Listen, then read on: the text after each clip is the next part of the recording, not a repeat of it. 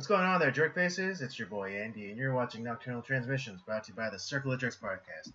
It's our weekly live stream where we talk about news, current events, have a forum for thought exercises, as well as our movie review. Tonight we'll be starting our new theme for the month, and that'll be Vampire Month. And so this month we'll be reviewing vampire-themed movies. We'll be kicking it off with 1992's Bram Stoker's Dracula, starring Gary Oldman, and kind of easing you into it. I thought we were done with Keanu.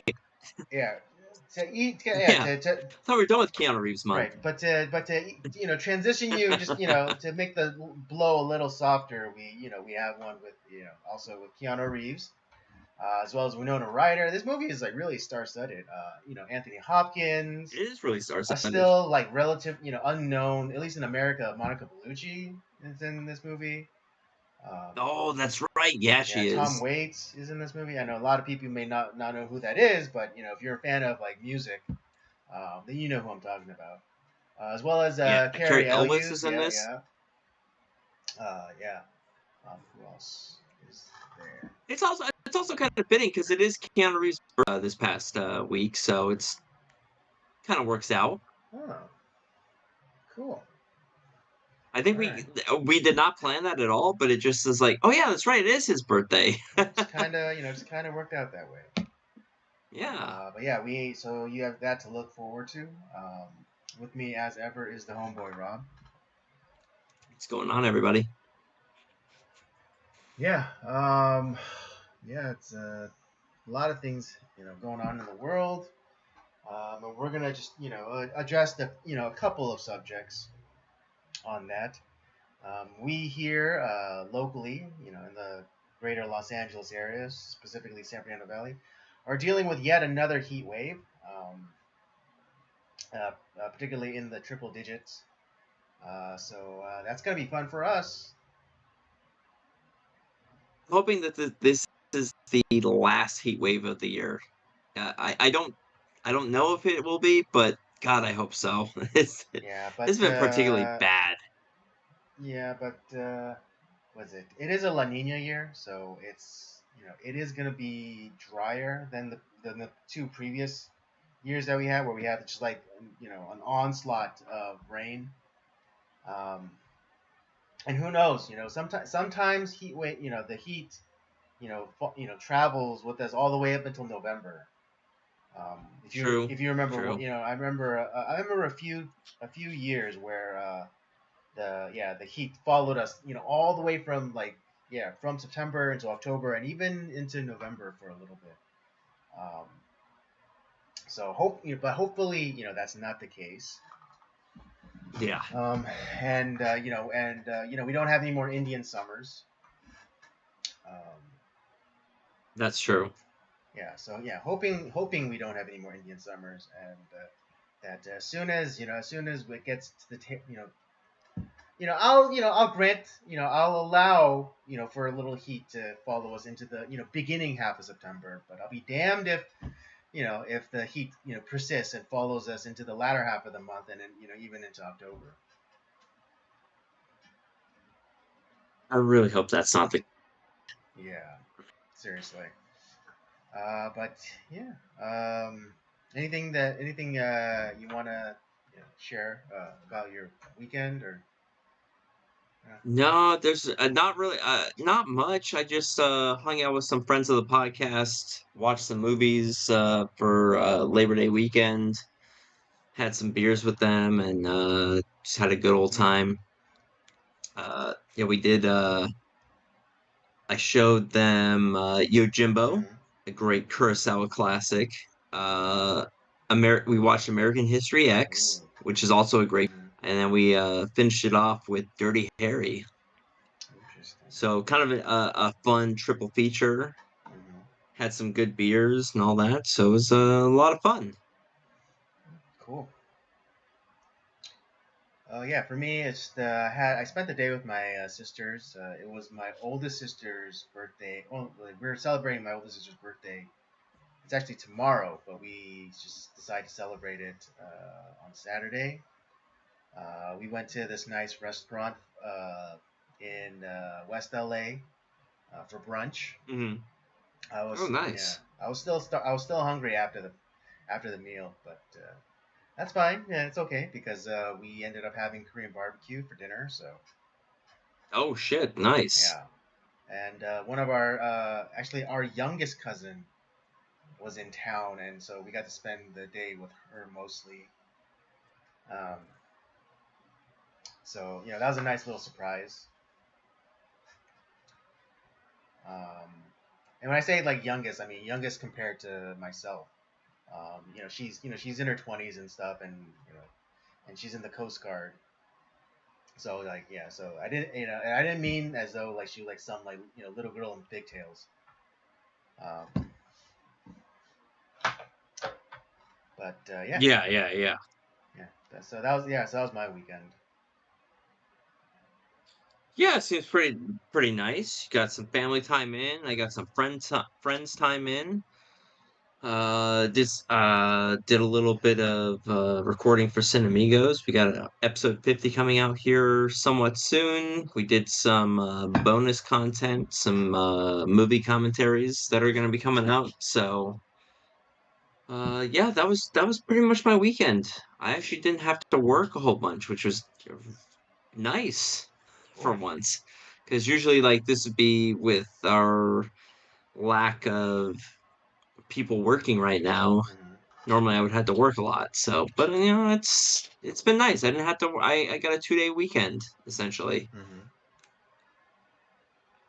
Nice. and I work today. I work tomorrow, and then I got another day off, which is pretty Hmm. nice. Right. But okay. Yeah. But you were off yesterday, yeah? Yeah, I was off Oh, I yesterday, mean, which was yeah, Monday, which is the recognized Labor Day, not the actual yeah, Labor that Day. is the actual Labor Day. Yeah, it's a commie holiday, but I'll take it just because I work a lot. So Well, I mean, yeah, like yeah, yesterday was the recognized Labor Day. The actual like yeah, traditional Labor Day is tomorrow, but like nobody wants to have a day off right in the middle of the week just to go back to work and just to finish off the week. Although, like, yeah, nobody. I think if they were cool though, I would, they would at least like extend it to at least give a 5 day weekend. Yeah, that's never gonna happen. I know, but it'd be nice. I think legally banks can't be closed that long. Oh, right, because it's a Just because federal I holiday. Yeah. yeah, because I know some people who work in the banking industry, and like they can't have more than like I think like 1 or 2 days off in a row. Right. There's something to that. Yeah, there is something to that where like Well, the yeah. bank I mean, can't be closed that long. well, if it's just for the access to money, with the advent of ATMs, I don't think that's like too much of an issue. But I do understand like other like sensitive type of transactions. Uh, bigger transactions like if you're buying a house or buying a car or something like I that. think that's part of the reason why. Yeah. So that I understand. Yeah. So I mean, if it was just for the matter of like accessing money, because I mean, back in the day, yeah, like someone physically had to be at the bank to just dispense with the money. But I mean, now we have I mean, not now, but for the past like 40 something years, we've had ATMs, and so like access to like money or cash wouldn't be too much of an issue. But yeah, like some of like the bigger, larger sorts of transactions, that does make sense. You know. Yeah, because I think like because they have like a 5.5 day work week because Yeah, yeah, because they don't really they work work on like half weekends. day Hmm. Saturday and then it's all Monday through Friday. And outside of like a holiday, I think maybe like their longest holiday is maybe Christmas, Hmm. where they get. But like I said, I think it's they only are allowed 2 days in a row off. I mean, you're talking about the institutions. The institution, yeah, of the bank and hell, even like with the post office, I think it's kind of the same thing. Mm. I don't think and even though like we are quote unquote closed, we still do operate to a certain degree, even on our off days. Right. Because I mean, with the postal service, like you might have like time sensitive documents or even just packages that are time sensitive that that absolutely have to be get to Yeah, somewhere because or need to be processed. like we still deliver on Sundays Mm, or even on holidays to a certain degree. right. It's just not like the same that you couldn't go into the bank to, like let's say send a like a certified letter or something that you need to send off to like a business or pay Mm-hmm. something off, whatever. Mm-hmm. You're not going to get those same services. So I think it's kind of the same. We operate under the same rules as does the bank. Mm-hmm. Yeah. Well, yeah. My shop, we were open yesterday, and actually we got a couple sales, so that was worth it. Nice. Good job, buddy. Yeah. Actually, Any Andy sales or just no, just kind shop of like sales? shop sales. And yeah, and actually, it's the in terms of sales, like the end of August into what is now September. It's kind of good for us. Because we were kind of what is it? We were down some sales in August. Uh, Pretty decent sales in July, but like the entirety of August, we were just like not moving product. Um, here and there, but not like a lot. Not in Nothing the like consistent. Yeah, not like because I think ideally we'd want to be selling at least like two bikes a week, but Yeah. but towards the end of August, it worked out to like we essentially sold like 5 or 6 bikes. You know, we eventually sell like 1.5 to 2 bikes a week. How it works out to the final Mhm. tally of it. Um, but yeah, ideally we would like to be selling one bike a week. Yeah. That's because I mean they're fairly significant in price, so I think that's a Yeah, that's a not a deterring bad thing. factor to sales. Yeah, but you guys get enough like because you do like a lot of repairs and stuff too. Like Yeah, you're kind the service side is what's pretty much keeping the shop afloat. Um, and yeah, it's like yeah, like the one saving grace, even though it's kind of a headache to deal with, is like this big group that comes in. I know you hate these people, but oh God, the patchouli oil yeah, people. yeah, God. the Burning Man people Ugh. that come in and they bring their bikes for service just You know what? before I take all their fucking money, dude. I just take all of their goddamn hippie money that they oh my fuck those people. I'm like it pisses me off so much. But I'm so happy that you get to steal their money every year. and but yeah, God. so that's a great Assholes. help. Yeah, but yeah, so like the tail end of August, kind of helped make up in terms of sales for the shop. But yeah, we'll see. We'll see in September. What is it? I think the e-bike incentive program is supposed to come into effect for California. And that is like Okay. depending on how much you make, you can get a check from the government, from the state, for $2,000 for an e-bike. Hey, all right. Yeah, That helps you guys out a lot. yeah, it sure does. And You're also, still getting paid. huh? You're still getting paid. Yeah, and actually, there's another program. It's if you have an operative car that you don't use, you can trade it in for up to like 7 grand for an e-bike. Damn. Yeah, we just like the only person that we processed that for. Yeah, he came in like way early. He came in like April, May, and let us know. Or no, even before that, it was like maybe February this month. He came in saying like, "Hey, I'm part of this program, and I just wanted, he came to see, a bike, and he ended up getting the most expensive bike because he was getting like pretty much like the full amount of like 7 grand. Like, yeah, he's getting like top of the line. So it's like, hey, if I'm gonna do this, like, might as well get like the top of the He was line getting like the bike. maximum amount of money that you can get from for this, and so yeah, he got the best bike.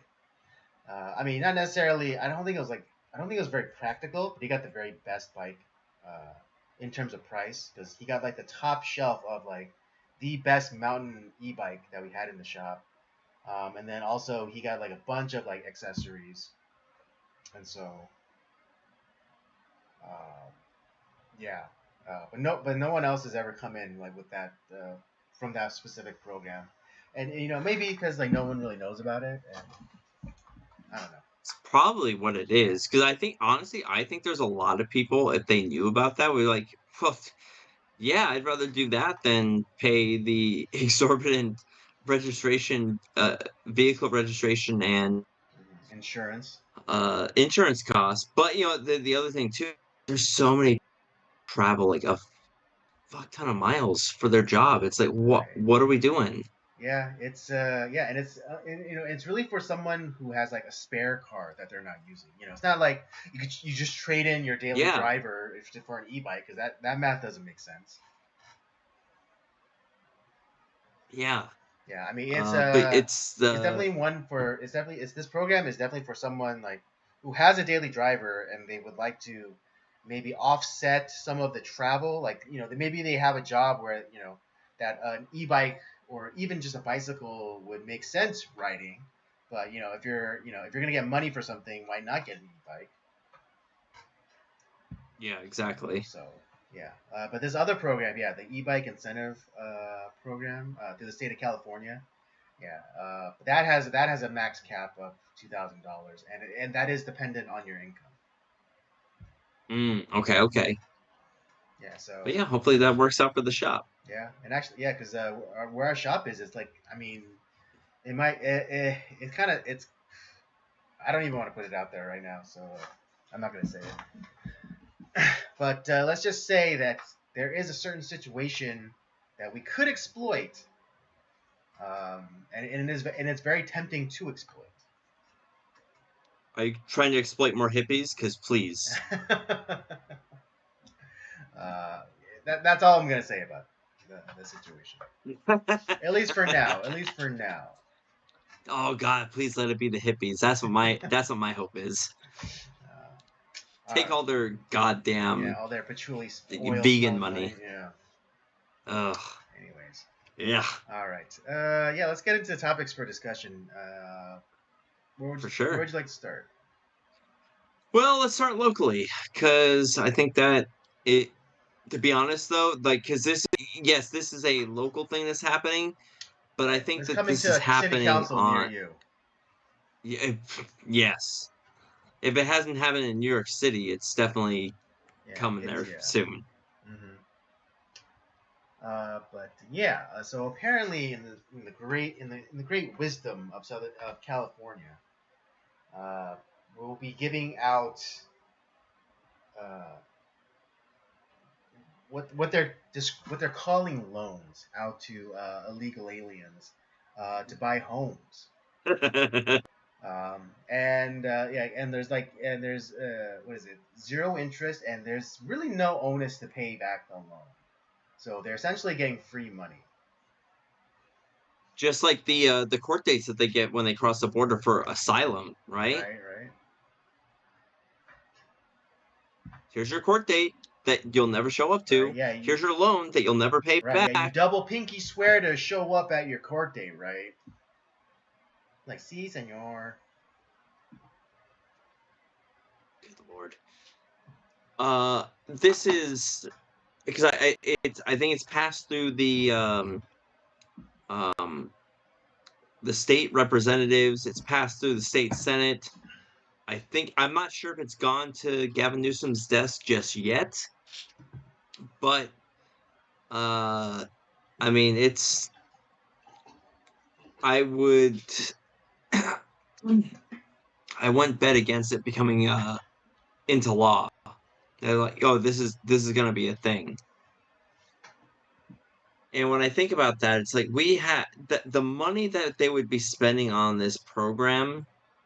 I think about all the homeless people that, we had this executive order that we have to take care of this problem. Well, now you are essentially wasting money on people who don't even belong in this, that should not be here, for one.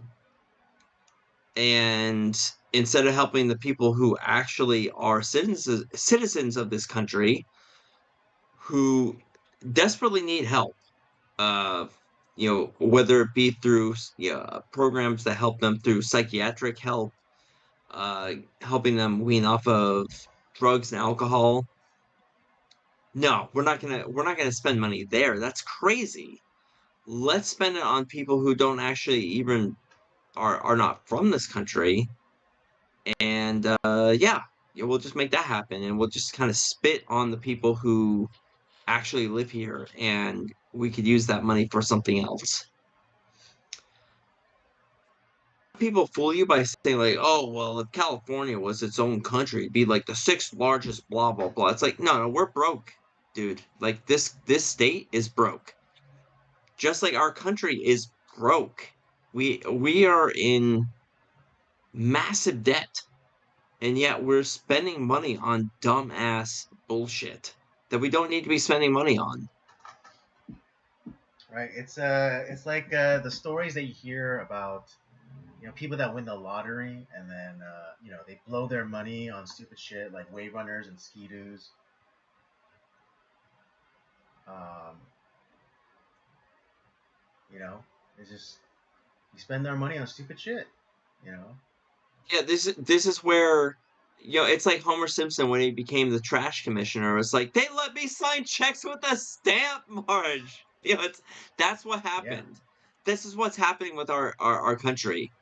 And why are we taxed when you just print more money? That's what's happening. Right. It doesn't matter. It just, listen, to a degree, I feel bad for people who are legitimately fleeing terrible situations in their own country. South America is a shithole. Sorry, it is. All right. And all the tacos and Mexico is a pupusas, shithole. don't give you a right to, come in illegally. Yeah, it's a shithole. Sorry, it is. It's a corrupt shithole that has been a It's a corrupt shithole leftist for corrupt shithole. Because all the yeah, policies that which they're fleeing are leftist policies. that they bring back over here. That's the idea. And listen, it's been a shithole long before I was alive. And if here's the thing, if they wanted to actually fight and make their country better, they probably could do it, but they won't. And so because we've talked about this before, there is financial incentive for these people to come over here, because this is not something that where it's like, oh, all of a sudden, thousands of people have an idea. Well, we got to go to America. That's where things are better. No, there is I don't know where the money's coming from, but it's coming from somewhere. And these people are being, well, the governments are being financially incentivized to allow them to flow through the borders, because they're not just coming from Mexico. They're coming from down like in Chile and Argentina and Venezuela, and they're coming up through here. So you would think that like these countries would just allow random citizens from other countries through their borders? Fuck no. Not unless they're being well compensated. Yeah, and like So some and people don't know like the law, even international law, because for asylum seekers, it's not going to the ideal place to seek asylum is the closest country. And so, like for a lot of these countries, the closest like a lot of them are passing through countries that they are legally required to ask for asylum for. Same thing's happening in Europe. Same thing's happening in Europe. You have all these, quote unquote refugees from Syria and Libya and whatever from the Middle East flowing into Europe, and it's like that's not the, they're going up into like Norway and shit. That is not your first country of safety for. I'm sorry, it's not. Yeah, it's like yeah, And it'd be you see what's going on in Europe right now. It's going to hell. I mean, it's the idea. It's like the idea of a polar bear, migrating all the way down to the deserts of of Arizona, and saying like, oh, this is the next best place for it.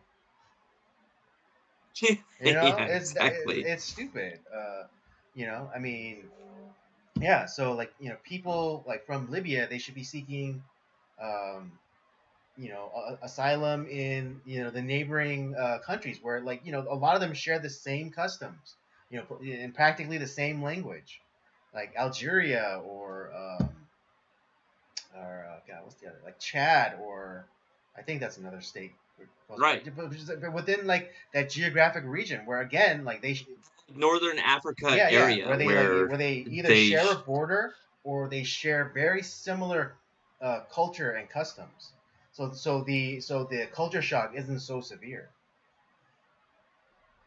I mean, you have yeah. see like to to a certain degree I can understand like where people from like Cuba or Mexico would maybe trying to be fleeing up here for asylum. I understand that makes sense. um Sometimes people from Cuba go to the Dominican Republic. I mean, it's about equal Yeah. distance, pretty much. Or Right. Haiti. It's I understand. Yeah, I get it. Well, although Haiti should just go to the Dominican Republic, uh, but but no, it's they. Uh, you get these people from you know 4 or 5 countries away coming up into our country. It's like, no, you don't belong here. And because the border is just so porous and open, you're getting people who, I'm sorry, are have nefarious intentions, that are taking advantage of it, that have no even business being in those countries itself. Like they're terrorists from the Middle East who are coming through the border Yeah, it's like because it's yeah, open. that one And video of this, I think Syrian guy, but he was like saying, oh, like you don't know me, but you will because you guys are too stupid. So you're gonna find out like until when it's too late. It's like that sounds pretty ominous. yeah, that's the thing, that like I said, I do feel for people who are legitimately seeking asylum for political reasons, like where it's just not safe for them. I get it. But at the same time, it's like we need to shut down everything and then figure out just, I don't know how long we need to take, but like we need to figure shit out and actually get our head out of our ass and stop stop pretending that like, oh, we are the world, kumbaya, we Or need to like treat it like we there's no countries. It's this John yeah, Lennon no bullshit borders, yeah, no ideology countries. that's just not Yeah, it's real. like That's not and stop realistic. taking a poem and trying to make it policy. Because everyone points to the Statue of Liberty, and the poem has Statue of poem at Liberty, the bottom. blah Yeah, blah give me your blah. tire, give me your poor. It's like that's not a foreign policy. It's like Listen, I know a lot of okay. people. Here's the thing: you could either have open borders or you could have a welfare state. You can't have them concurrently. Exactly, like and like I said, I know so many people who are not originally from this country, but they're Americans. Yeah, it's they because they actually care about the ideals of what America stands for, and they want this country to succeed. There's a lot of people in this country that are like that. That's great. And not be honestly, there's a lot of American citizens that I wish I could. They bitch and whine and complain about everything that happens in this country, and they essentially hate how our government runs. And so, oh, we need socialism and blah blah. It's like, okay, well, why don't you go to Yeah, but they China have the or socialism. whatever country you propose that you think is so much better than ours? Yeah, Go but yeah, there. That's why? fine. What's the We'll take the citizens from that country that don't like it yeah? over What is there, the and they onus actually of like what we do over taking here.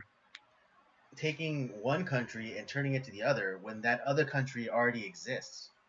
It's like, yeah, like if you love communism, for whatever reason you love communism, why try to turn America into a communist country when there are already communist country that exists? I'm looking at you, Right, all Tim right. Waltz. Right, yeah, socialism is just neighborliness. Um, Yeah, exactly. Be a yeah, neighbor yeah, over there go in be a good China. neighbor in China. They love you. All right. Yeah, go rat on your neighbors. But yeah, like what is it? A few years ago, there was this proposal, in the city council to basically, I know it's, I know it's all I know it's all, uh, what's that word for something that's just like, it doesn't mean anything, but like symbolic. I know it's mostly symbolic, but they're planning on dividing up what is known to be Koreatown here in LA, and then redesignate the upper half of Koreatown as and redesignate it as Little Bangladesh, right? I do. Yeah, I And remember that. and it's not that Bangladeshis don't deserve representation or nothing, but it's like why?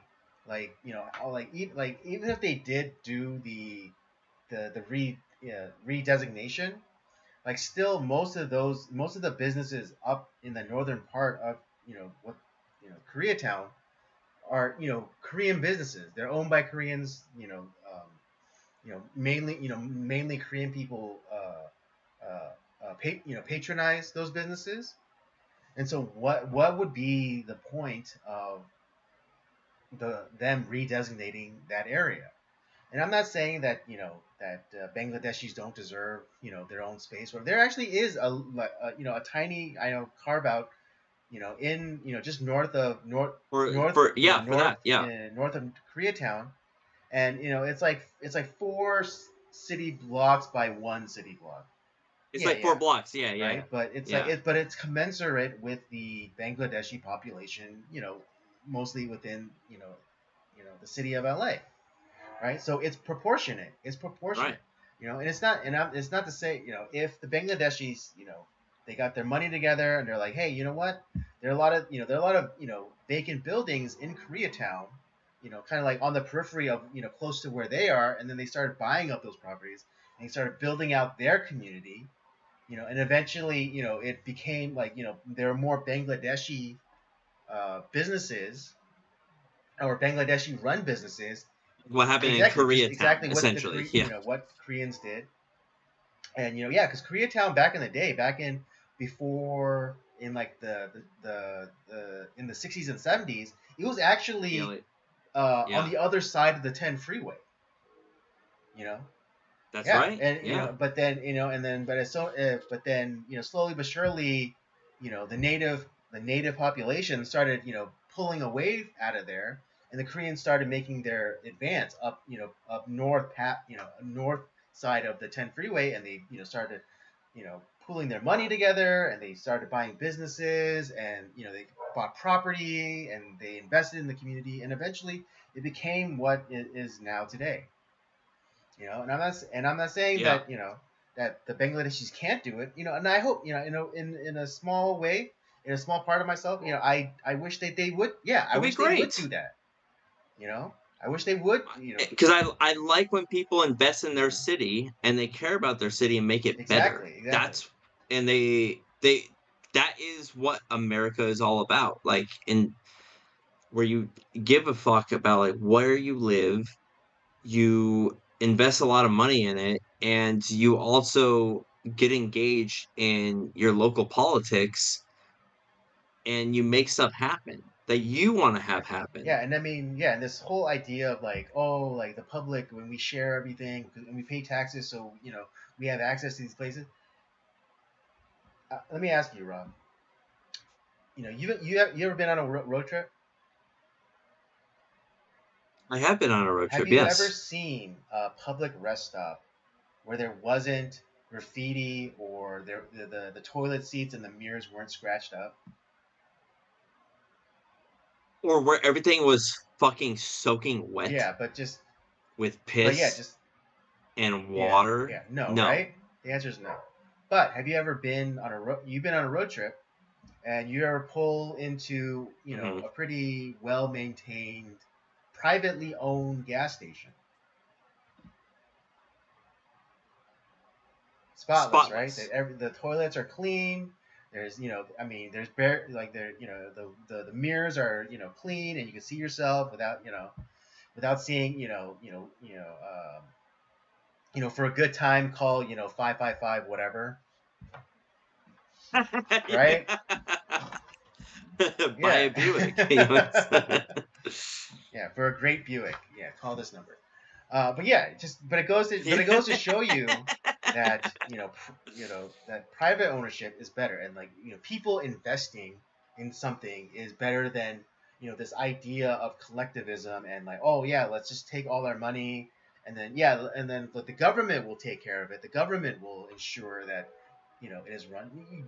All right, next time you guys are going on a road trip, stop at a rest stop, like a state run rest stop, and see how good how nice it is compared to like like if you go on a road trip and you stop at a Buc-ee's or something,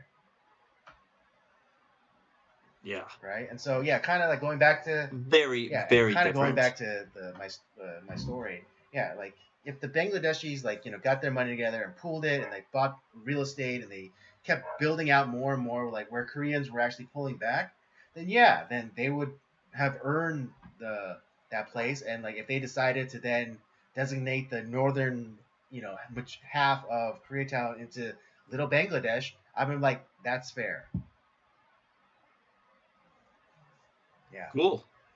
But yeah, but just giving people stuff is not the answer, all right? Because most of the time they're not gonna give a shit because they didn't earn it, right? If the Yeah. person who owns the business cares the most, right? And so that's why their bathrooms are cleaner than the state run stuff.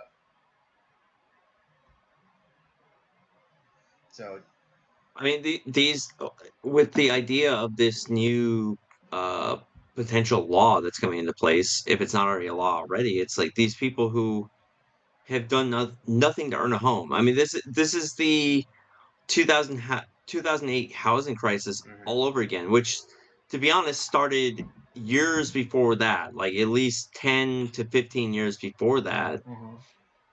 Yeah, And 2008 was just it the just chickens coming home to roost, as it were. right. The bill came Mhm. due. That's what happened in Mhm. 2008. The same thing is going to happen here. Like, one, these people they don't know like what it means to actually. I think like one out of 1,000 will actually be able to keep that home. Mhm. One. It's not because it's just like because there's they don't have any means to make the type of money for California real estate. It's just not going to happen. Mhm. Sorry, it's just not. Right. The average person with a You know, job can barely afford to live in this state, and and make yeah, payments on their house. trust me, like that's something that I am Acutely aware. very much trying to save Mhm. for a home Mhm. right now. It's not easy. There's a lot of sacrifice that comes with that, and especially in California, that's even more. That's a lot of Mhm. sacrifice. Like eating cup of noodles for every meal kind of sacrifice. At this point, like we're gonna have another housing crisis, which to a degree, might work in my favor because there's going to be a lot of defaulted homes that I'm going to be able to, like, okay, I can buy that. I mean, that Because is there's so much that, if BlackRock doesn't come and gobble it all up. well, that's the other problem. Mm-hmm. God, BlackRock is in so much fucking bullshit. Like, just looking into how many things that too big to fail investment firm is into, bro. I mean, this is It's a Wonderful Life. I mean, BlackRock is Mr. Potter. Right. Yeah, I was just thinking that. The rest of us are the little savings and loan that that Jimmy Stewart's trying to run. Mm-hmm. Well, I don't have your money. It's in his house and it's in your In Johnny's house. house. Say, what are you doing with my money? Yeah. I want $2,000. I want my $2,000 back. But yeah, man,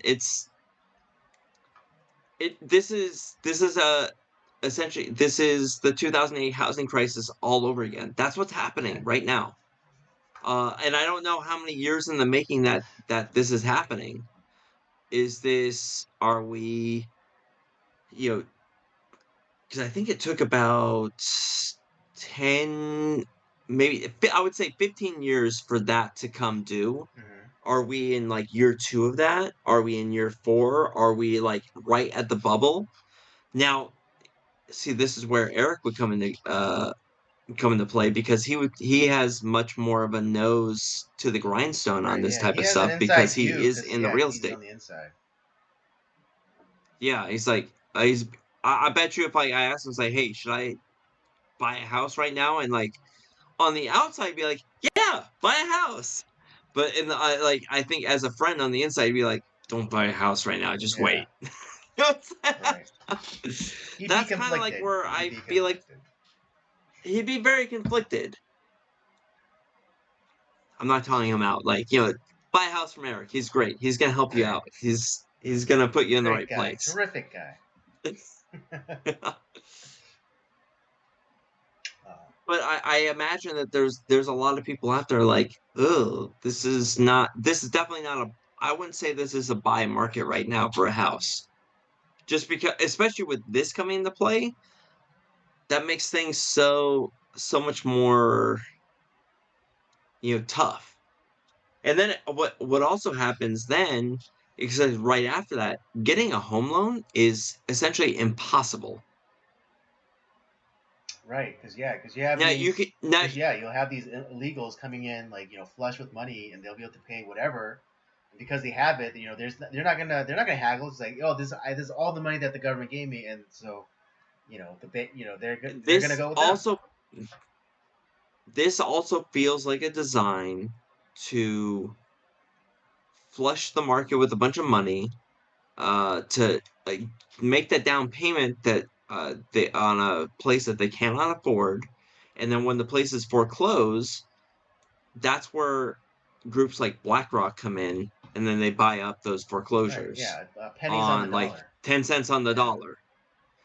Now if other people like you or me are quick on that, that's great for us. But these guys are in this all the time, knowing exactly they kind of have a good, nose to, like, they can smell this stuff when it's coming. And they also have the money to, like, okay, well, if we lose, maybe like, let's say we might lose $20 million, but we stand to gain 50 billion. It's like it doesn't matter to them. It's all like it's 50 cents or 20 cents essentially. Right.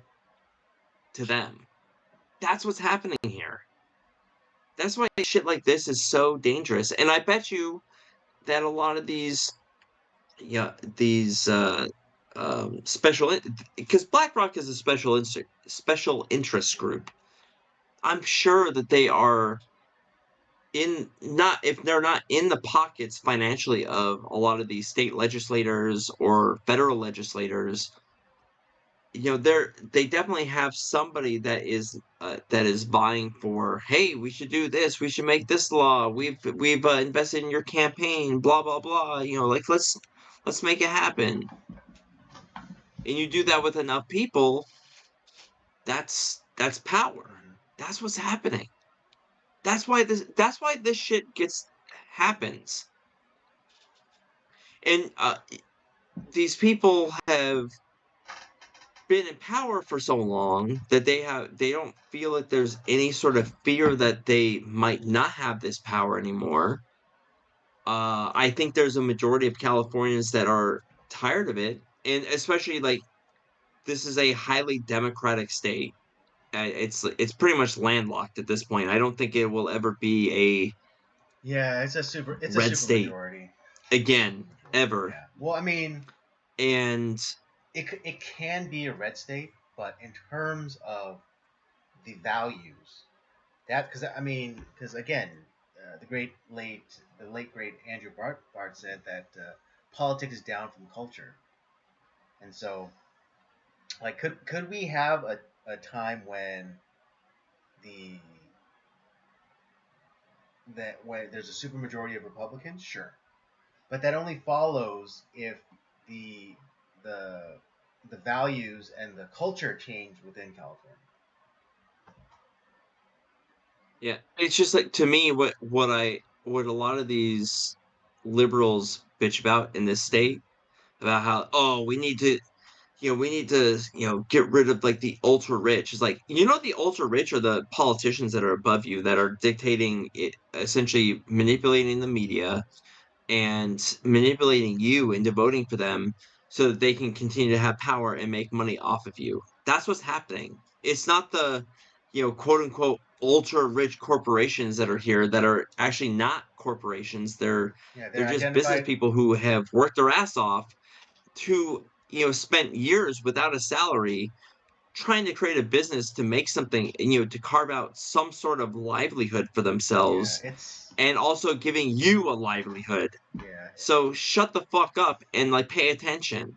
yeah. I mean, because because Whilst I you like bitch about a $25 minimum wage, and those company these said companies are like, well, then I can't afford that, so I'm gonna find a way where I don't have to pay people. That's what's happening. You have fucked yourself. That's what's yeah. happening. I And mean, because you bought into the I have bullshit. this argument all the time at work. I mean, I don't, but this argument is always brought up, at the shop, and it's just like it's always the liberals, in our shop that always brings up, oh yeah, the corporations are da da da. It's like, well then why why are you feeding into them? All right, it's like you buy their shit, then stop buying their shit. All right. It'd be one thing if you weren't buying their shit, and then you said you complained about them, but you shop at Walmart, you shop at Costco, you shop at you know this big name brand store, you shop at you buy stuff from this name brand whatever. All right, and then stop buying from them. All right. Yeah, go to the Yeah, local go to a shop. local shop. They like it's Make your own shoes. Make your own clothes. All right, and like when you stop feeding into the corporations that you hate so much, then come talk to me. no, then I'll listen to you. No, of course Yeah, not. then I'll listen. Of course not. Because then, hey, maybe you make a better shoe. Maybe I'll buy your Yeah, shoe. but it's like, yeah, if you're like feeding into the corporation, and then they go like, oh, there's nothing left. It's like that's not an excuse. That's not an excuse, because you can always find some alternative. It's harder, yeah. So yeah, but so you're paying for the convenience of these corporations. All right. Now there's not, yeah, it's gonna be harder, yes, but it is possible. To a degree, like, my dad, who he he does a lot of research. Like, if when he can buy something that is more local, that is built or made in America, he will do that. Even if it's more expensive or harder to find, he would rather do that than buy some cheap foreign shit. And like I said, I do respect that just because that is my dad's principle, and he will always do that. I don't necessarily always have that that luxury, which sucks. Well, I mean, here's the thing. But You're honest about it, though. I You were at least honest and say like, yeah, I don't want, I would rather not, give these corporations, that hate me all, my money, but in certain instances, I have no choice but to. But if another option, if I was able to find another option, then yeah, I would go with that option. exactly Yeah. absolutely like it's just kind of it's It's just like sometimes it's not always within my grasp. it's That just like my boycott of Starbucks. It's like, yeah, there's sometimes I will get Starbucks. I mean, most of the time it's someone else is getting me Starbucks, and so like I was like, okay, yeah, I'll drink Starbucks, but I do what I can to not personally buy from them. If I'm really jonesing for some coffee and they're the only option, I'll do it'll be a 50-50. I either will or I won't. But if I but I'm honest about it, and I try my best not to buy into their product, but when I do, it's I'm aware that I am buying into it, but majority of the time I'm not. yeah. It's kind of the thing too, like we've talked about this too, like I'm not making this a like a like a personal vendetta that like everyone else has to buy into exactly what I'm talking about. Like it let's say if someone handed me like a Bud Light or whatever, it's like I'm not gonna be like, oh fuck, I don't want that, you know, I don't want that shit, and I start like railing on them about the uh the negative the negative aspects of Bud Light. It's like no, it's like that. I'm gonna okay, thank you. That's very nice of you. Thank you for handing me that beer. That's great. But obviously, like I might not necessarily go out and buy it Right, exactly. Yeah, myself. you won't like you. Yeah, exactly. With like the same thing with I'm my not gonna lecture everybody about the things that like I'm not like I personally am just willing to boycott right, against. Now, if somebody like I said, if somebody bought you like a Starbucks, I don't think you'd be like, oh, ugh, I don't want that shit. right, exactly. You're gonna take it and say thank you. I would. Yeah, it's just it's a respectful thing to do, and I don't lecture people about maybe this certain things that I'm boycotting because I don't make a social media thing of it. We've talked about that too. That it's just I mean, yeah. um, If they handed me, yeah, yeah, if someone handed me a Bud Light and then said, and then went on to say like, oh, isn't trans great? Transing, let's trans all the things. Then I would speak up and say something. yeah. Well, that's a Yeah, different that's a story. different Yeah, story. But if someone in a social setting, just politely like, hey, long time no see, yeah, have a drink with me, and they hand me a beer, I'm gonna take that beer. But then but if then they go on this diatribe about how transing everything is great, and you know you know Dylan Mulvaney is stunning and brave, and should be the next, and should win Miss America, then yeah, I'm gonna say something. I still and here's the just funny having to thing. pour that beer out for the Here's the homies. funny thing. I still might drink the beer. Yeah, I might, or I might pour out the beer for the Right? homies Yeah. and find something else. Yeah, like here, that's the craziest part though. Like, yeah, like if someone started going off on a diatribe about how great the trans or whatever, yeah, like I would speak out against it, and guess what? I still might drink the beer. Yeah, I still might. still might. But no, I just I just I see the a new housing crisis Oh yeah, approaching, it's especially if so this obvious. does Yeah, become at least as far as California real estate goes. I don't know if this is a going to be a countrywide thing I because I mean, think that was but yeah, 2008 was California is always the test bed, man. California is always the test bed. that's yeah because that ends up changing what a lot of other Exactly. That's why. banking Yeah, that's laws. there's that old adage. So goes California, so goes the nation. Yeah, California is always the test bed for all of these crazy radical policies and shit. That's what part of me is like, maybe it's a good thing that right now I'm not in the market for a house, and maybe it's in God's plan, and like I'm gonna end up coming out on top when it comes to the housing market. I might be able to buy cheap on something that I might not have been able to afford initially, but I will be able to afford in 3 to 4 years. So I don't know. It's the Forrest Gump. It's the Forrest Gump meme. Like I said, I might just stumble into something and be Well, like, no, I mean, "Holy shit!" no, I mean, like when I mean Forrest Gump, I mean, what is it, Shrimpo Captain Forrest Gump, where it's like he's not Yeah, doing so good. He's trying his best, but he's catching very little. But one day, he endures a storm, right? The storm of the century, the storm of that puts all other storms to shame, and yet he endures it. And what happens? He's richly rewarded with the abundance of shrimp. Jesus touches his net and he gets a shit ton of Yeah, fish, or because he shrimp. weathered the storm. Yeah, that's kind of like where I'm kind of feeling like where God's leading me right now is just weather the storm. You're gonna get through it, and guess what? There's a beautiful rainbow at the end of that, and there's a pot of gold at the end of that rainbow. So hang on. 'Cause that's kind of where I'm at right now. Like it's just kind of you know putting away my pennies and nickels, and by the end of it, I have a feeling that things are gonna work out pretty well. Yeah, they very well might be. Which would be great.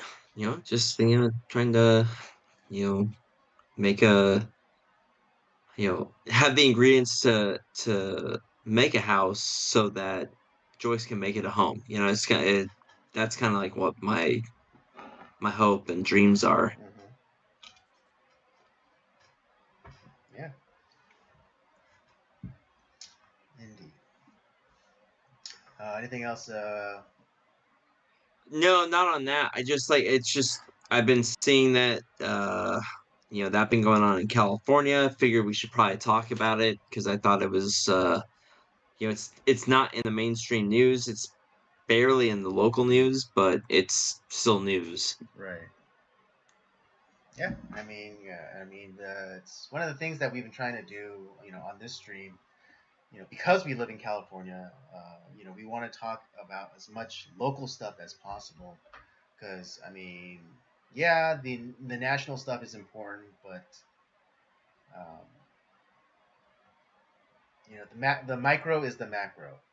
So think what's that old saying? Think. Work locally, act globally. Yeah, there you go. Think. Yeah, exactly. Because the local will eventually become the global. And if you're ready for it, if you're prepared, then you know you, you'll be far better off than if you're caught unawares. Yeah. Thanks. All right. All right. Let's get on to the next topic for discussion tonight, and that is, well, it's a lot of Kamala Harris stuff. God. But yeah. Sorry, unfortunately, it just that's where we're at right now. It's just the as much as we can shed light on her being a complete waste of space as a candidate, I will do that because I don't think anyone with two brain cells to rub together should vote for this bitch. And like I said, you might not like Donald Trump. You might not like him as a person. You might think he's an asshole. Totally get it. Got it. But you know what? Uh, he's not gonna. He doesn't hate this country, and he doesn't hate you. Kamala Harris and Tim Walz hate you as people. Mm-hmm. You are a useful idiot to them. You are, yeah. And if you vote for them, you're a useful idiot. You are the film that forms, at the corners of your mouth. That is how Kamala Harris and Tim Walz view you. But Yeah, but after more than almost 2 months, after she was basically pushed, jammed down everyone's throat as the nominee for the Democratic Party. Ever since the disastrous performance of Joe Biden at the debate with, against Donald Trump, she finally does an interview with, one of the media. One of the media outlets. The warm yeah, the warm blanket of blanket, interviews. That is the mainstream media, which is I'm actually funny. surprised it wasn't George Which is Stephanopoulos. funny because knowing that they are friendly, knowing that they're gonna run cover for you, and yet you still hesitate to get in front of a camera, and put something, on record saying, this is where I stand, these are my policies, but we get nothing.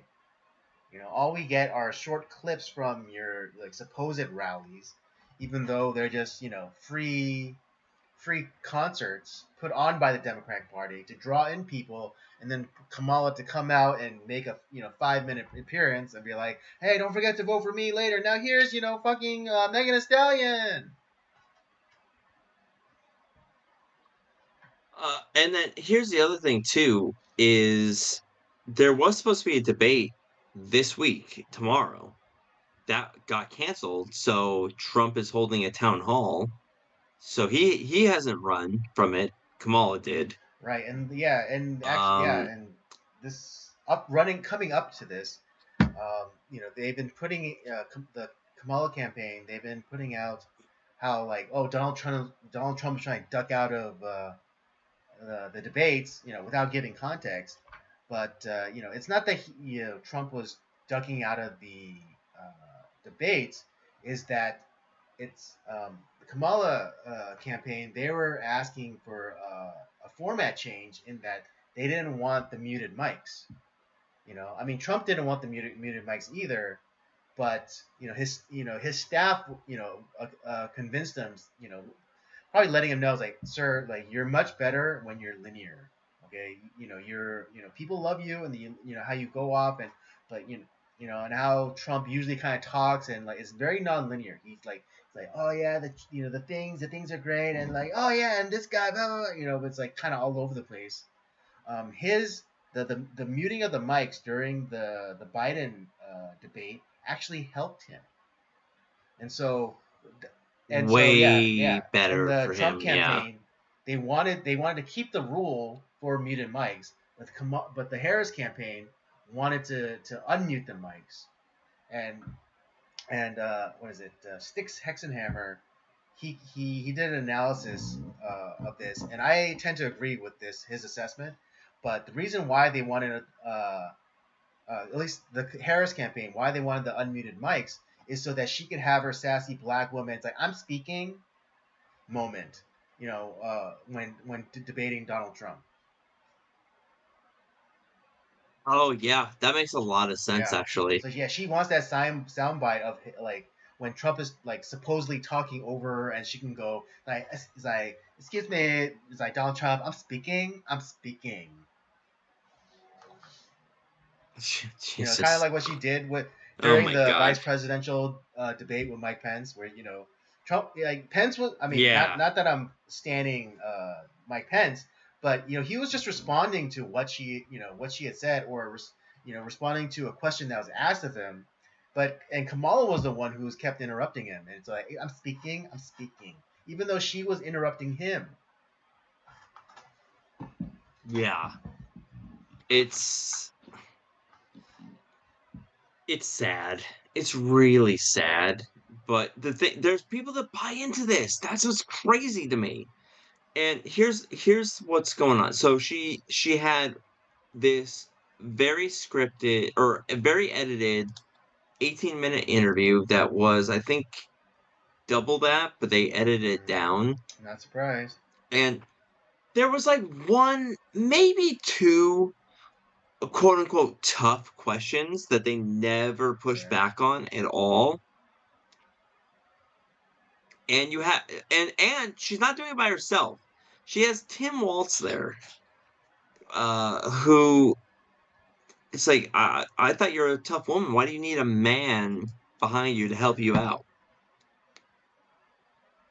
That's there's that. And then yeah, like just like the Democratic National Convention, no fucking policy points at all. There's nothing.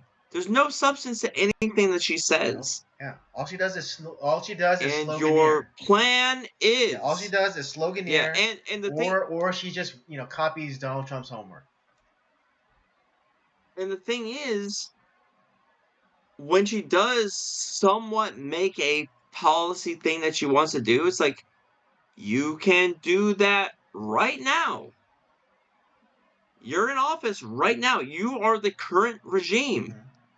Biden's been on vacation for like 40% of his presidency. Yeah. So like, what are we doing here? Yeah. So for all intents and purposes, Kamala is already president. Okay. Yeah. And she's saying like, oh yeah, when I become president, it's like, bitch, you already are president. All right. It's just not in the official capacity. All right. I still think this. The deal was that Joe Biden steps down, but he gets to remain president, and they don't 25th his ass. That's what it was. That was the deal. President. That was the deal. He doesn't get 25th. And so he gets to keep his legacy. He gets to have his presidential library and whatever, but he gets to remain president, quote unquote. That was the deal. God. It's horrible. Yeah, and so yeah, like the whole Afghanistan withdrawal. I'm the last person in the room. She's like so proud to say that, like, oh, I was the last person in the room. It's like, oh, so you contributed. Yet couldn't show up. Couldn't show up to the.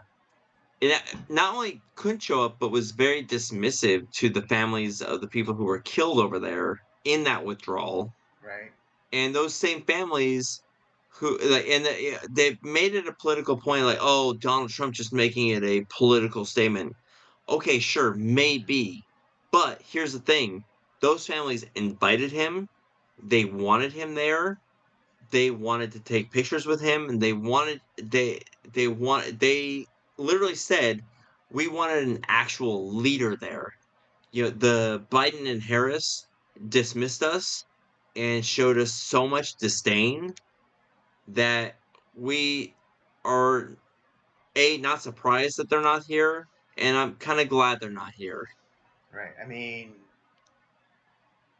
like, maybe the one point that you can give to Joe Biden is like, at least he was there at the Dover or Andrews. He was there at least at Andrews during I forget what it's called, but like when the bodies came back. That was him checking his watch. Yeah, but at the very least he was there.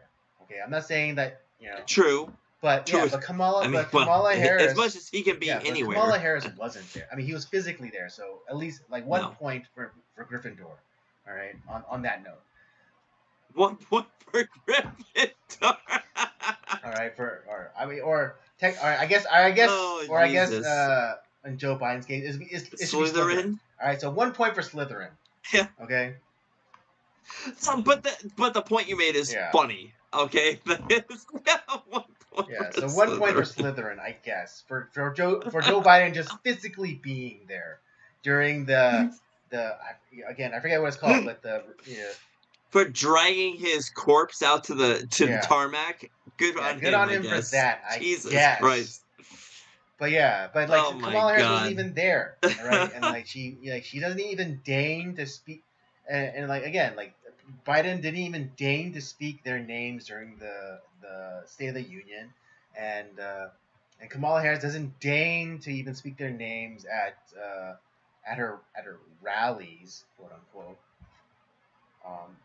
She must be a Hillary Clinton acolyte because it feels like Benghazi all over again. What does it matter at this point? Yeah, exactly. Still not held accountable Yeah, by still, yeah, that for still that, by wasn't the held way. accountable. Even though she was secretary, even though she was the last one in the room. I watched that movie, which is very good. 13 hours is Yeah, fucking I watched it disturbing as with you. hell, but yeah.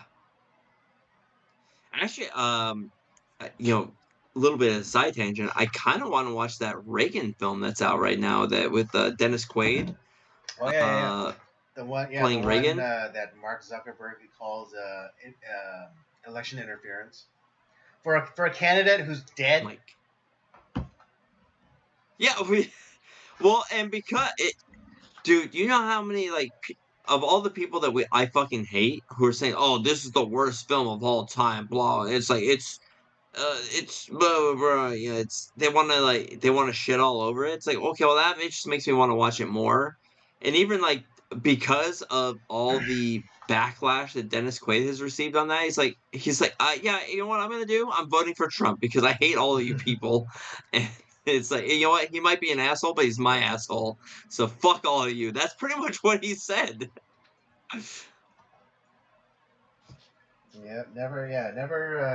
Never count out the He was like, fuck you vote.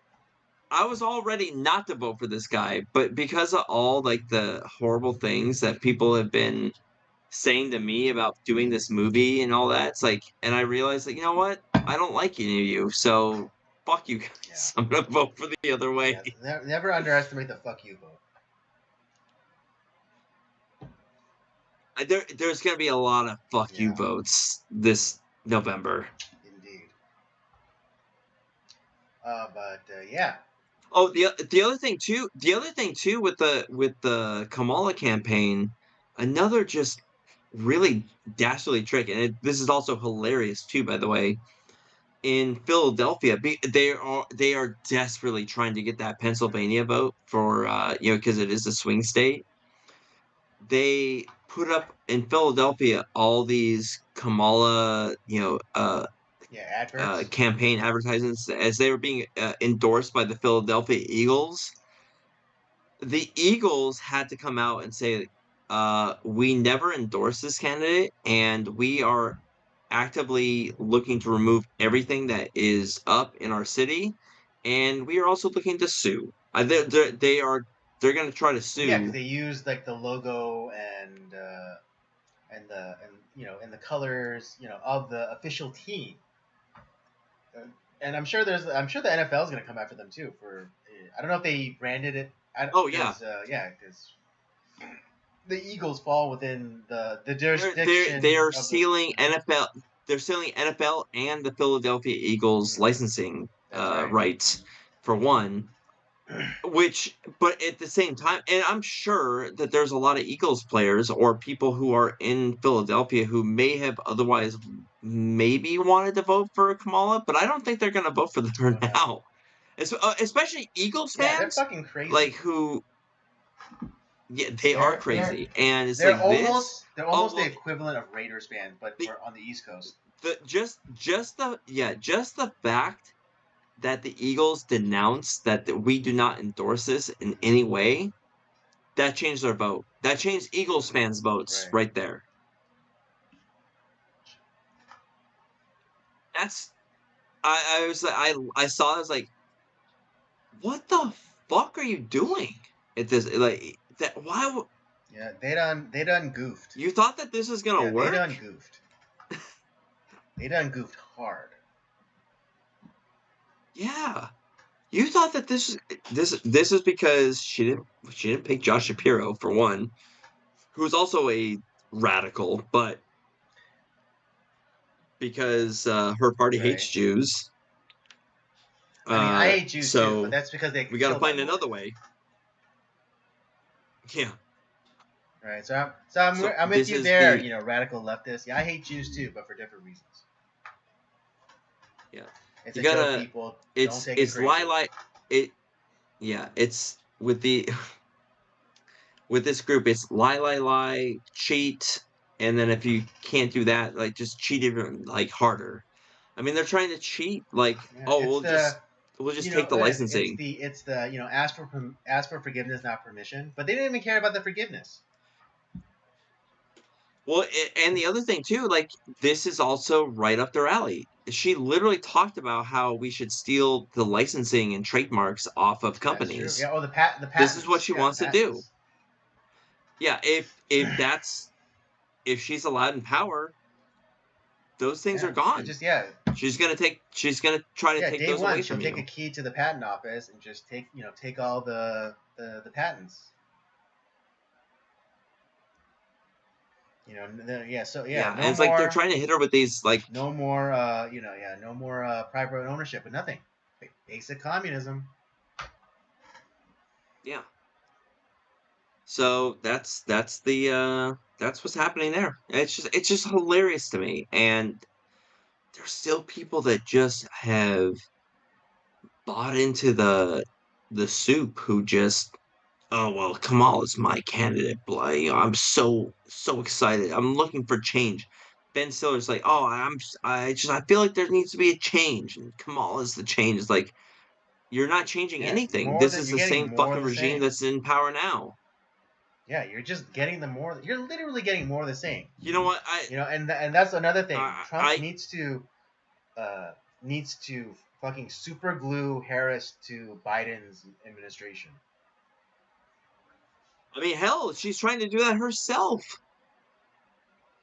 Yeah, but I mean, like more like, but like when if ever she tries to like wiggle her way out of like being associated with the campaign, like especially during if the debates happen, but yeah, like You know that shit is never gonna fucking happen. She is going to run. Now here's the thing, though.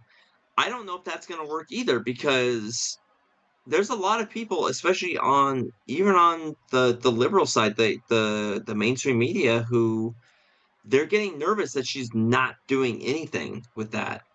There's a lot of people who are like, she she is not doing what she's supposed to do as a candidate. Like, what are we voting for? There's a lot of people who are very antsy about her just kind of running away. yeah, no, So I don't know if she can get away with like running away from all the debates and everything, but she's trying no, because to. yeah, because it was even the liberal media was noting that like it's been 40 days and she still hasn't given a press conference. She still hasn't given, she has not talked to the press whatsoever. Yeah, I just saw a video that's recently of Kamala and like to avoid even answering questions, like she walks out now with earbuds, with the yeah. earbuds. I saw that. Tim Walz just runs Yeah. away, and here's they do talk at quote unquote rallies, but it's the same thing that you saw at the DNC. It's a nothing burger, a word Mhm. salad. They're not being asked hard questions. They're not being asked to talk about anything as far as policy is concerned because they know that their policy is unpopular. That's the thing. It's the same stuff that Biden was putting out there, although maybe slightly more competently, where it's not like stuttering and brain farts for the entire speech. But at the same time, it's I'm hoping that the American people are smart enough to just know this is just not a Mhm. good look, and this is not president quality. Right. Like I said, you might hate Donald Trump, but the alternative is just not good. Exactly. I mean, this basic questions to ask somebody. It's like was your gas more expensive or less expensive under Trump? Were there more wars or less wars under Donald Trump? And feelings and vibes is not a Yeah, policy. right, I'm yeah. sorry, it's just not. And your policy is, or if like she's asked a question and when she doesn't answer, it's like, so you didn't answer the question. So what are you actually going to do?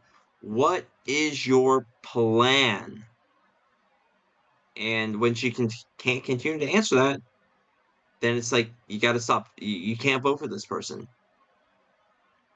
Right. Yeah. It's like They can't like Bart Simpson treasure. It's not. It can't be the Bart Simpson trying to describe Treasure Island without reading Treasure Island, thing. All right. just think about it this way. If you you know if you got if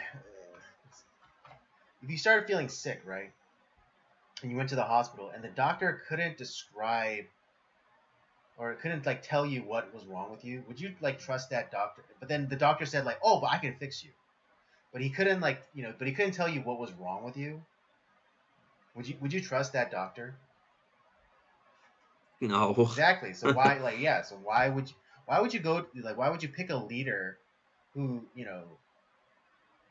who tells you all this stuff is wrong with you, but then has no plan on how to fix it? Yeah. Exactly. It's stupid. Yeah. So yeah, the doctor he'll tell you like, oh, you have this, this, and this, but like, okay, so what's the plan of attack? It's like, well, what we're gonna do is we're gonna have thoughts and feelings, and I'm gonna put a vibe out there of change and unity, and we're gonna beat this disease. But it's like, but you didn't tell me how you're gonna cure my sickness. It's like, well, that just sounds like hate. That just sounds like racism to me. Yeah. Jesus. So yeah. Wild stuff, man. It's just gonna get crazier over the next month and a Yeah. half. I'm sure this bitch is gonna do more dumb shit Oh, that's going a along. virtual I, and certainty. That's a virtual certainty. I, God, I know there's not going to be, but God, I hope to God that there's gonna be a debate because she will get fucking Right. Because smoked. again. And the thing is, she knows that when she opens her mouth, no one Yeah. likes her. Yeah. Again, Stick Sextonhammer. He had the analysis that right now what she's benefiting from is the Kasich effect. Um, for those of you who don't remember, God, I don't remember his first name. But there was a candidate running for president in 2016, he was a Republican, and his name was Kasich. I forget what his first name was, but he seemed like a strong candidate, but he didn't say anything, or he didn't like lay out a proposal or a policy. But for some reason, he was gaining traction. But it was because he wasn't talking to the press. There was nothing that people could like latch onto other than like, oh, he seems nice and he's not Trump. But then It was the Brewster's Million effect. It's like I'm running out right, of nothing. yeah, yeah, none of the above. But yeah, but yeah, so like so is it Tim Kasich? No. Anyways, but this Kasich guy, he was getting artificially boosted because he wasn't saying anything. He wasn't laying out any proposals. He wasn't laying out any. All he had was going for him was like he seems nice or he says nice things and he's not Trump. That was it. But then as soon Yeah. as like someone finally got him to talk into a microphone and saw that he had he was the emperor with no clothes. He had nothing. Then is when he fell out of favor. When he Yeah, fell fell off off the the map. map. Yeah, it's that can only yeah, like I said, you can only do that for so long until you actually have to put pen to paper and Yeah, show or your just, yeah, work. put something on the record. Yeah. And that's there was a very short time in 2020 where Kamala was kind of like at the head of the pack until she got fucking eviscerated because of the same thing. Oh, it's John Kasich. Yeah, oh That's yeah, it. yeah, John Kasich. Yeah, That's right. governor. Oh yeah, he was a governor from Ohio. He's also in Congress. That's also why he lost to fucking JD Vance. Damn, he was in the House of Representatives from 1983 to 2001. Yeah. He was governor from 2011 to 2019. It just makes me think like this is a guy that probably ran on that platform of just like I'm not gonna say anything ever, and people I'll say nice things and people will vote for me. Yeah, it's literally that. It's literally that. That's the Bart Simpson Yeah. shit. Like where you constantly they just say like whatever people want to hear, and people will vote for you, and you think that's just good enough, and it's like that's not good enough anymore.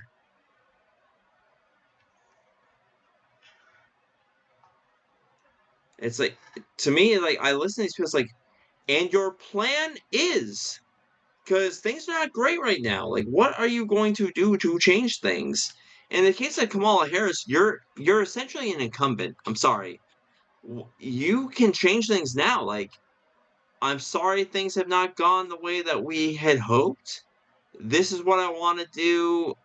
I want to. I'm going to try to do this now. But if you elect me again, I will I will try to continue to put this Right. forward. That would make her Yeah, that would. Yeah, likable, that would. and I Yeah. think people would buy into Yeah. her. Kamala campaign. If you're Now watching, she's full of shit, so that's never gonna happen. That's how you get right? voted Yeah, in. Kamala. Yeah, That's Kamala if she had just campaign. said If that. you're watching, I don't know if you're watching. You're probably not watching, but if you are watching, yeah, that's how you get your candidate elected. Have her come out, be contrite, and humble, and say like, yeah, we fucked up. We thought our plan was going to work, but I have a plan here. Here are a few little policies that I have, and then say, yeah, like, but if you elect me, I'll work to right the ship, and you could win over a lot of people with just that, like very minimal I would effort. give her 10 points right now if she did that.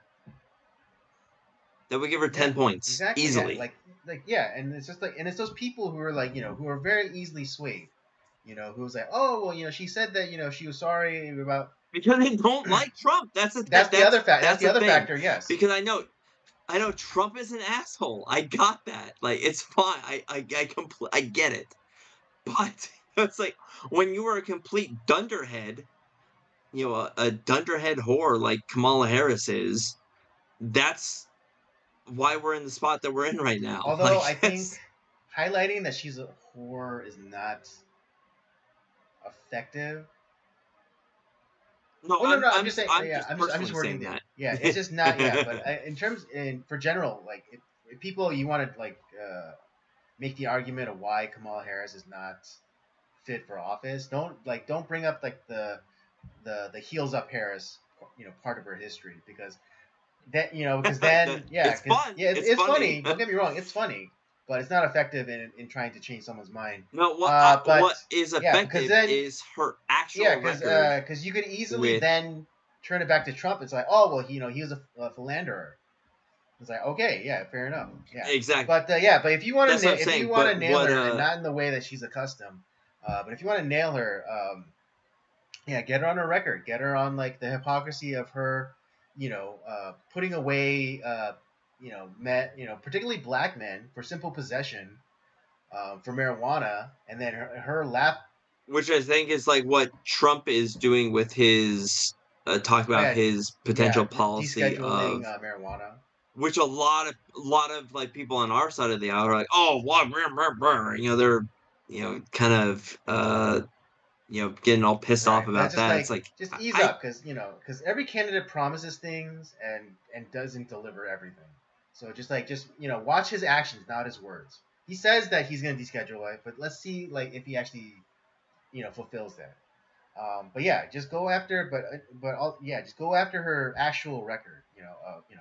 Putting black men away for simple possession, and then laughing about how she used to smoke weed in college before, even before Tupac and Snoop Dogg even put out their first album, and then also how she withheld evidence, withheld withheld evidence, evidence, from a death row, or potential. Yeah, I think he was already on death row, and the like yeah, exonerating. until the Yeah, judge exonerate. forced her to reveal She the tried to evidence. bury exonerating evidence in a case, until the judge came out. It's like, bitch, what the fuck are you doing? Yeah, and she also held people incarcerated people longer than their sentences for the labor. And I find it funny because Tim Walz is saying like how he wants to like Trump wants child labor back. It's like Yeah, Kamala you're wanted the actual candidate you're actual running with. slavery back. Yeah, she was Yeah, doing Kamala was that. doing actual slavery. And if you're talking about child labor, your policies on the border have allowed that to happen.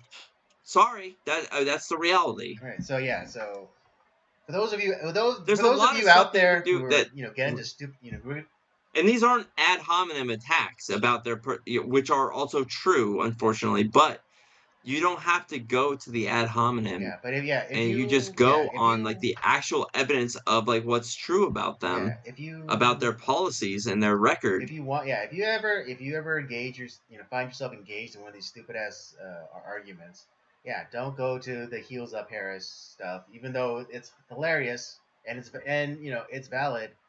Um, but just go on her actual record. Her record itself is enough to bury her. And if someone and if Well, heels up, Harris. and if someone is is willing to disregard that and say like, oh well, Trump is an asshole, then there's no reason to continue the argument because those people are Okay. beyond reasoning. Yeah. All right. Pearls Yeah. before I mean, swine. I've engaged enough of these stupid ass arguments with these stupid people to know. Yeah, All right. exactly. I know. All right. Because there's no reasonable argument you can make to these people and convince them because they're just too blind. They have the blinders on and they refuse to see. And it's not that like, and it's not like they're forced. They force the blinders are forced on them. They force the blinders on themselves because they refuse to see. Yeah. That's why I don't. Yeah. There's just certain people on like social media. I'm like, I'm done talking with you. You're an idiot. Yeah, I mean, yeah, And you know what? You probably think I'm an asshole. It's fine. yeah. I've gotten people to the point of like where I like literally like I mean, in a rhetorical sense, I've held a mirror up to their positions, and all they could do is disengage from me. Yeah. It's like this happened a Because lot. they This know happened they're a lot wrong, but on they don't want to. They can't this admit happened it. a lot on Facebook. I will literally just like take their worldview and I put it up to their face, rhetorically, of course. And it's like at that point, all they could do is disengage with me because it's like there's no way to make an argument against their own argument.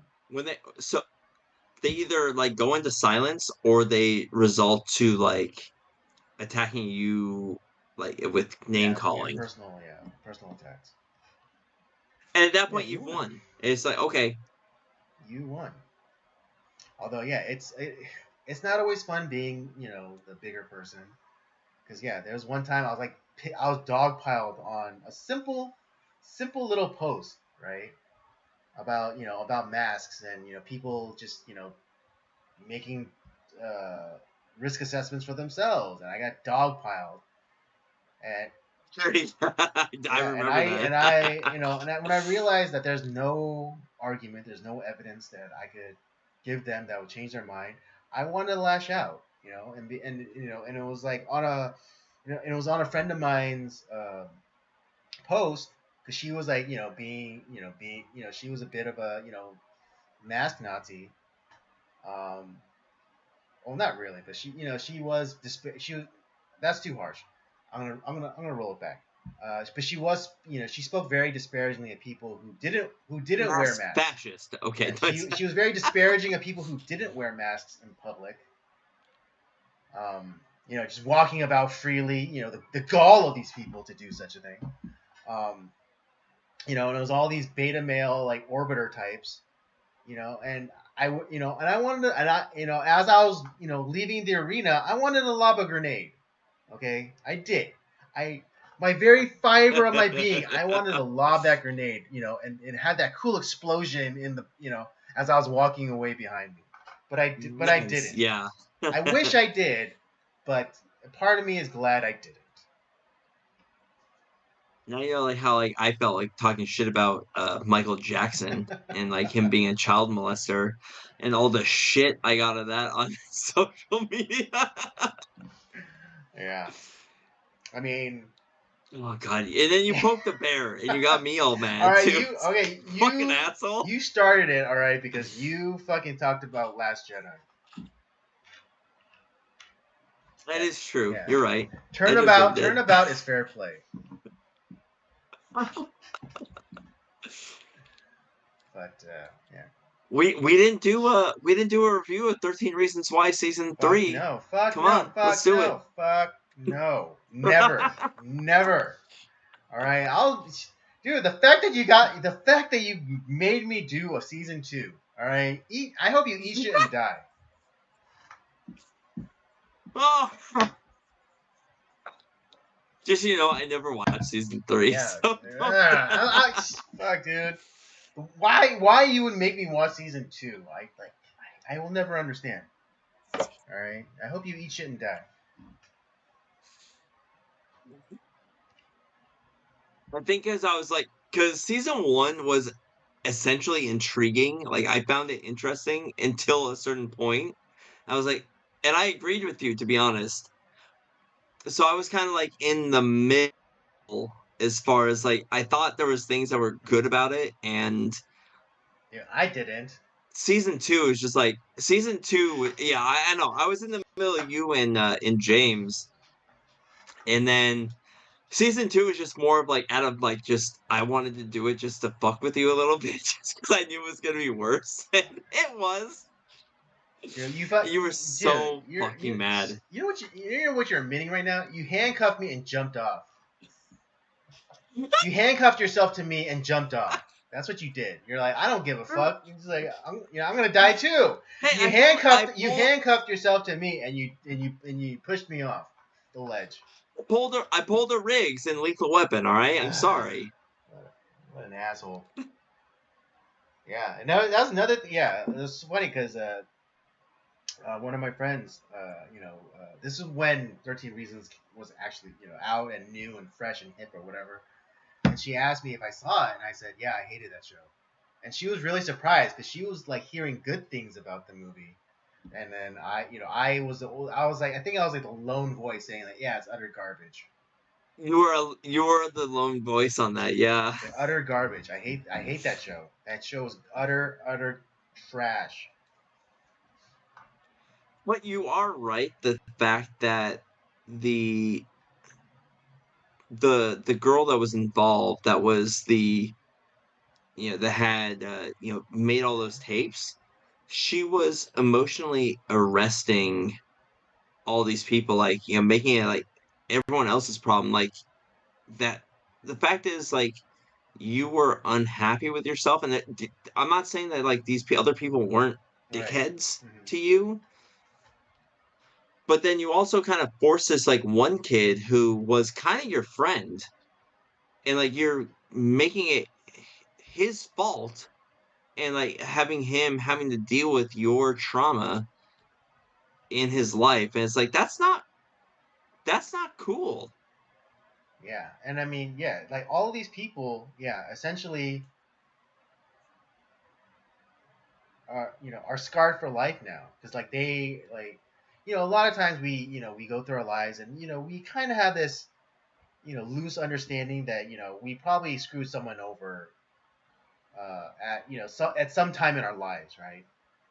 And we like to think and for the most part, if we do screw someone over, it's a very small thing, like we took the last yogurt or something, Yeah, right? But this bitch puts the fucking emotional burden on these kids, knowing that they're responsible or partly responsible for this girl's death. That's fucked up. Like there's 13 of them. There's 13 right? people that were involved. And the only person who maybe warrants this guilt. Oh, Gay Yoda. Who what? Gay Yoda. Gay Yoda. Like the gay guy that was he has no fault in any of this, and he's the guru of like the whole group, like trying to guide Oh, the him magical gay into like guy. understanding.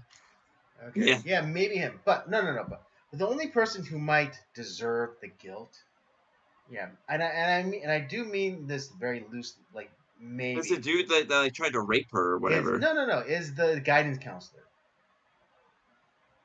Oh yeah, yeah, All okay, right, yeah, that because was yeah, true. like the The maybe guidance who, counselor yeah, was who is maybe kind of deserves the guilt. The at one fault. person whose job it is to, to ensure the safety and and somewhat emotional stability of these kids is the guidance counselor, and he fucked up. And that's a big maybe. That's a caveat. Maybe he deserved it. I'm not saying he did, but But I actually maybe. kind of felt sorry for that Yeah, guy too, to be yeah. I don't honest. think that he was wholly responsible either, because he's an overworked public official. Essentially, because he works in the public system, in the Yeah, public school system. He's overworked. He's underpaid. He's undervalued. And here's this girl who has these problems, and a lot of them, if you just kind of like buck up a little bit and kind of let the troubles roll off your back, like water on on the back of a duck. You could probably you move on from it, right? But the fact, but the final decision of why she kills herself is because the fucking guidance counselor, who's overworked and has like all these other problems going on, dealing with the bureaucracy and politics of the school, like the school and the school board. entirety of the Yeah, school. and Yeah, because he didn't go after her to just go and check on her feelings. Like, oh, are you sure you okay? Are you really sure? And that's the reason why she killed herself. That's some other fucking bullshit. yeah. So I do agree with you on that. I hope you eat shit and die. The other thing that the other thing that like really pissed me off about that is that you have the girl who is adopted by gay parents, who is a lesbian, didn't feel, and like everyone else is like there's all these other openly gay characters in the film in the school that no one makes fun of or is like, oh yeah, that's cool, man. Yet she couldn't come out in Right. the open. That was the other thing. I was like, that's you're an idiot. I'm Yeah, sorry. This is a terrible character. it's terribly written. It's terribly written. That's what it is. It's just terribly written. All right. I have no hatred for the actors because they're just doing their jobs. They're just doing a job. Right. Okay, so I put the blame where it belongs, is at the writer's feet. All right, because yeah, like you had Yeah. openly gay couple that adopted which kind of says something to the whole idea about nature versus nurture, right? Because because if she had a proper tiger mom, she wouldn't have been a lesbian. No. Or at least would have been like better like adjusted and like been like, yeah, I'm a lesbian. Fuck it. Right, but I mean, coming from my own bias, yeah, if she had a proper tiger mom, she wouldn't even been lesbian. All right, and she would have dated a nice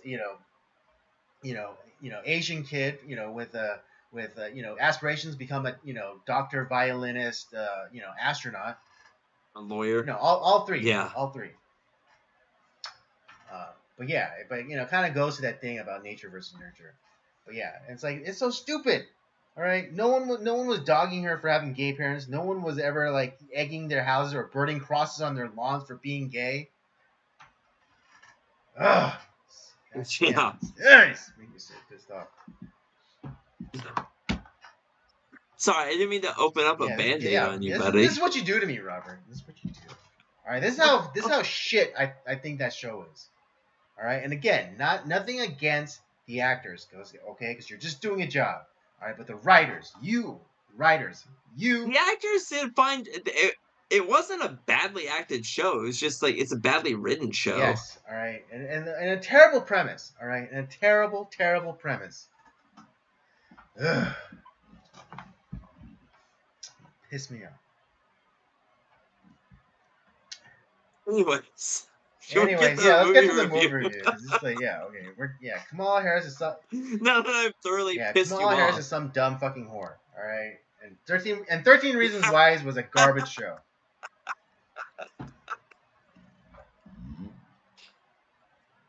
All right. Anyways. Let's get to the movie. All right. Yeah. On to tonight's movie review. Bram Stoker's Dracula from 1992. I'll hit everyone with a synopsis and we'll get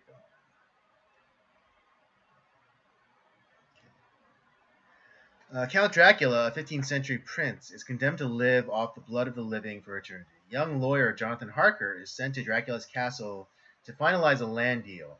But when the Count sees a photo of Harker's fiancée, Mina, the spitting image of his dead wife, he imprisons him and sets off for London to track her down. Again, this is from 1992. Starring Gary Oldman and Keanu Reeves, Winona Ryder, Anthony Hopkins, Carrie Elwes, Tom Waits, a young Monica Bellucci. Oh my gosh, she's so hot in this. So Rob, why this movie? Yeah,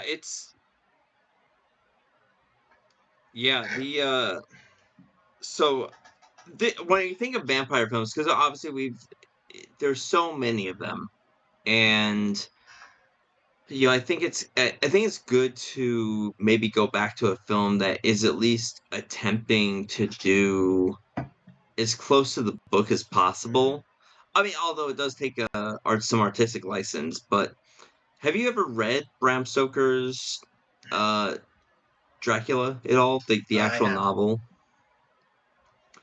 So from now it's been a very long time since I've read it, but from what I do remember, it's a story that's told through a series of letters, essentially. So you're reading a bunch of like letters kind of talking about these events that are taking place. And there's actually a great video on the Cinemassacre channel on YouTube that talks about like all the mainline Dracula films that are based off of Bram Stoker's Dracula, and how accurately they come close to the book. Now, Bram Stoker's Dracula does have a lot of stuff that is based off of the book, although, like I said, it does take some artistic license. And we have Nosferatu, which is pretty close. We have the Nosferatu the vampire. There's the I think it's one of the Hammer Draculas, not the Christopher Lee one, but the Frank Langella Dracula film that is the closest to the actual book. But the idea, because this movie is told through a series of letters or journal entries or what have you, and like journal entries from, and so there's that.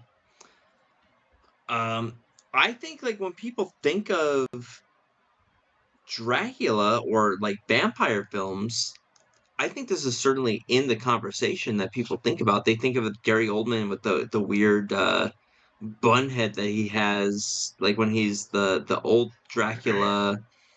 There's the sexy vampire women that are attacking Jonathan Harker. Like the literal succubuses. There's also, I mean, like there's a lot. I mean, this is a very sexy movie, dude. Like and vampire movies by definition are kind of very sexy. Right, there's a sexual aspect to the was it the fluid transfer and like the the penetration of like fangs into into skin. Exactly. So there's a very sexual nature to these films, which is fine. That's what it is. And I think that this is maybe the last great Francis Ford Coppola film. I totally forgot that this was directed by him. Yeah, it's after Apocalypse Now, which I think is the film that broke him. I mean, he never really quite hit greatness again. He had a couple of good like movies that he did. Tucker, a Man in His Dream. There's this one. Godfather Part 3, while it's not as good as its the first two, I personally think it's okay. I don't think it's a bad film. I just don't think it's because when you compare it to the first two parts of The Godfather, it's like it's dog shit. Right. But Although, by itself is not a yeah, and bad film. I'm sure I've recounted this story before, but I actually got to see Godfather 3 at the Academy in like West LA, Beverly Hills, one night, and yeah, No and shit. what is it? And at the end, you had like a little panel, and you had the guy who played the adult version of Anthony, and you had one of the mob bosses that gets killed in the hotel attack, and you had all these Yeah. different actors from on the panel. And I think oh god, what's uh, who's the actor that played the antagonist mafia boss? God, his name is Oh.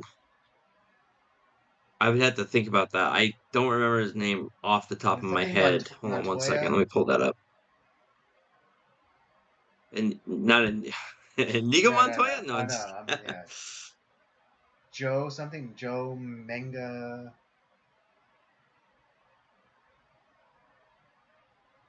But yeah, well that's not really that. Joe Montaigne. Montana. Yeah. Montaigne? I mean, that's not really important to the Yeah. story, but yeah, and then so they were talking about it, and then all of a sudden, from the back of the room, this very unassuming person, like I think dressed in like, if I'm remembering correctly, like brown pants and an orange like polo shirt, right? And he's like making his way to Hmm. the stage, and I'm like, who the heck is this guy? Right? Just like making his way up to the stage, and all of a sudden the MC is like, "Oh, ladies and gentlemen, you're in for a treat, Mr. Francis Ford Coppola." It's like, "Whoa, holy shit!" Yeah, What yeah. the So he fuck? comes up and he Holy comes and shit. joins the panel. And he said, and he started talking about the film and how, like, when he did Godfather Part Two, it's like he was like saying the studio was basically came to his front. He didn't want to do it because I think at the time, He didn't yeah, want to he do didn't it. want to do it. I Yeah. think he was like already preparing to do Apocalypse Now, but the studio came with like 3 dump trucks full of money. It's like and begged him to do it. Yes, they did. And so he relented and he did it. And after that, he was like completely burnt out. But then the studio, they wanted to do a third one, and this time he didn't like he didn't have the leverage that he once did, and so he did it because he needed the money. But he said that if he had his way, he wouldn't have made it a continuation of the Godfather story. He would have made it like an epilogue, and he would have called it the death of Michael Corleone. And Oh, it'll definitely interesting. be it'd be kind of like not a must see, but would nice to have. Oh, that would have been interesting. Yeah, Yeah. so it's not part of like the I'm actually kind of the curious. story of Godfather, but just kind of like epilogue. Kind of like the kind of the fate that that befalls Michael Corleone.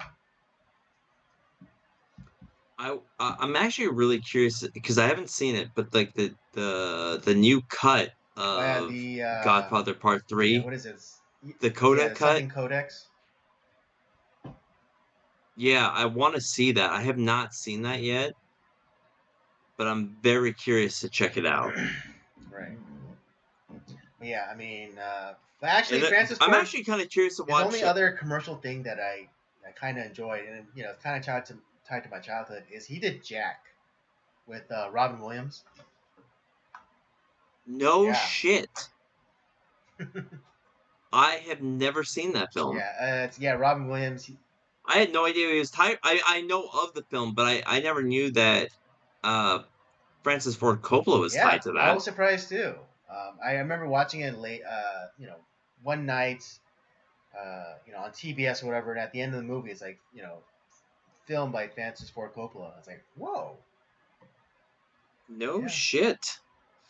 The the other thing that I'm kind of with Francis Ford Coppola, his new film that's coming out, Megalopolis. all the wrong people are pissed off about that film, which makes me think that maybe this film's going to be pretty good. Or all the right people are, or all the I'm right sorry, people are pissed off about it. all the right people are, yeah, all the right people are pissed off about it. So, which makes me think that like this is going to be a good film. Okay. He says Megalopolis. Yeah, because I was watching something I think it was like last year or 2 years ago, and he was talking about his most famous films, and obviously all the ones that we know. But Megalopolis was the last one he talked about, and then I mean, all on social media for like the last like a couple of months Mm-hmm. ago. That's all anyone was talking about, Megalopolis, and how like, oh, Francis Ford Coppola, he's such an asshole. He's like the worst director ever. He sucks now, and blah blah blah, and this and that, and like so the film is bad because of why, but it's all these like left wing blue check marks on X who are they pretty much hate anything that's like not super like socialist or Mm-hmm. whatever. So I'm like, okay, well maybe this is actually a good film that like that is kind of an Whoa, Shia LaBeouf is in this thing? exposure of these. Yeah, I'm not sure who's in it. I don't know anything about it, Oh, John and Voight might be in he it? financed a lot Yeah, of it. John Voight might be in it. Yeah, Yeah, I'm just. yeah, but that's probably also another reason why people are so pissed off about it because John Yeah. Voight's in it. I mean, Adam Driver's in it. Pierce. Yeah, I think it's coming out very soon. It's coming out at the end of the month. Yeah. Release date. Oh, yeah. I'm actually kind of like I said, I'm really curious to see this just because like I said all the people that I can't stand on X who hate it. I was like who have seen advanced screenings of it or the people who think that they know what it's going to be hate it. So I think it might be fine. Hmm. Yeah, so maybe something to check out. Yeah, we might have to go watch that one together.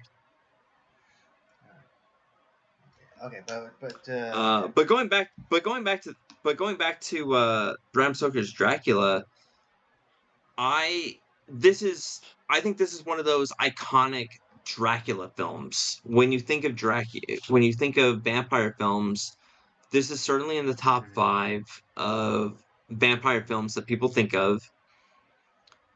It is a very sexy movie. Lot of boobage, lot of nudity.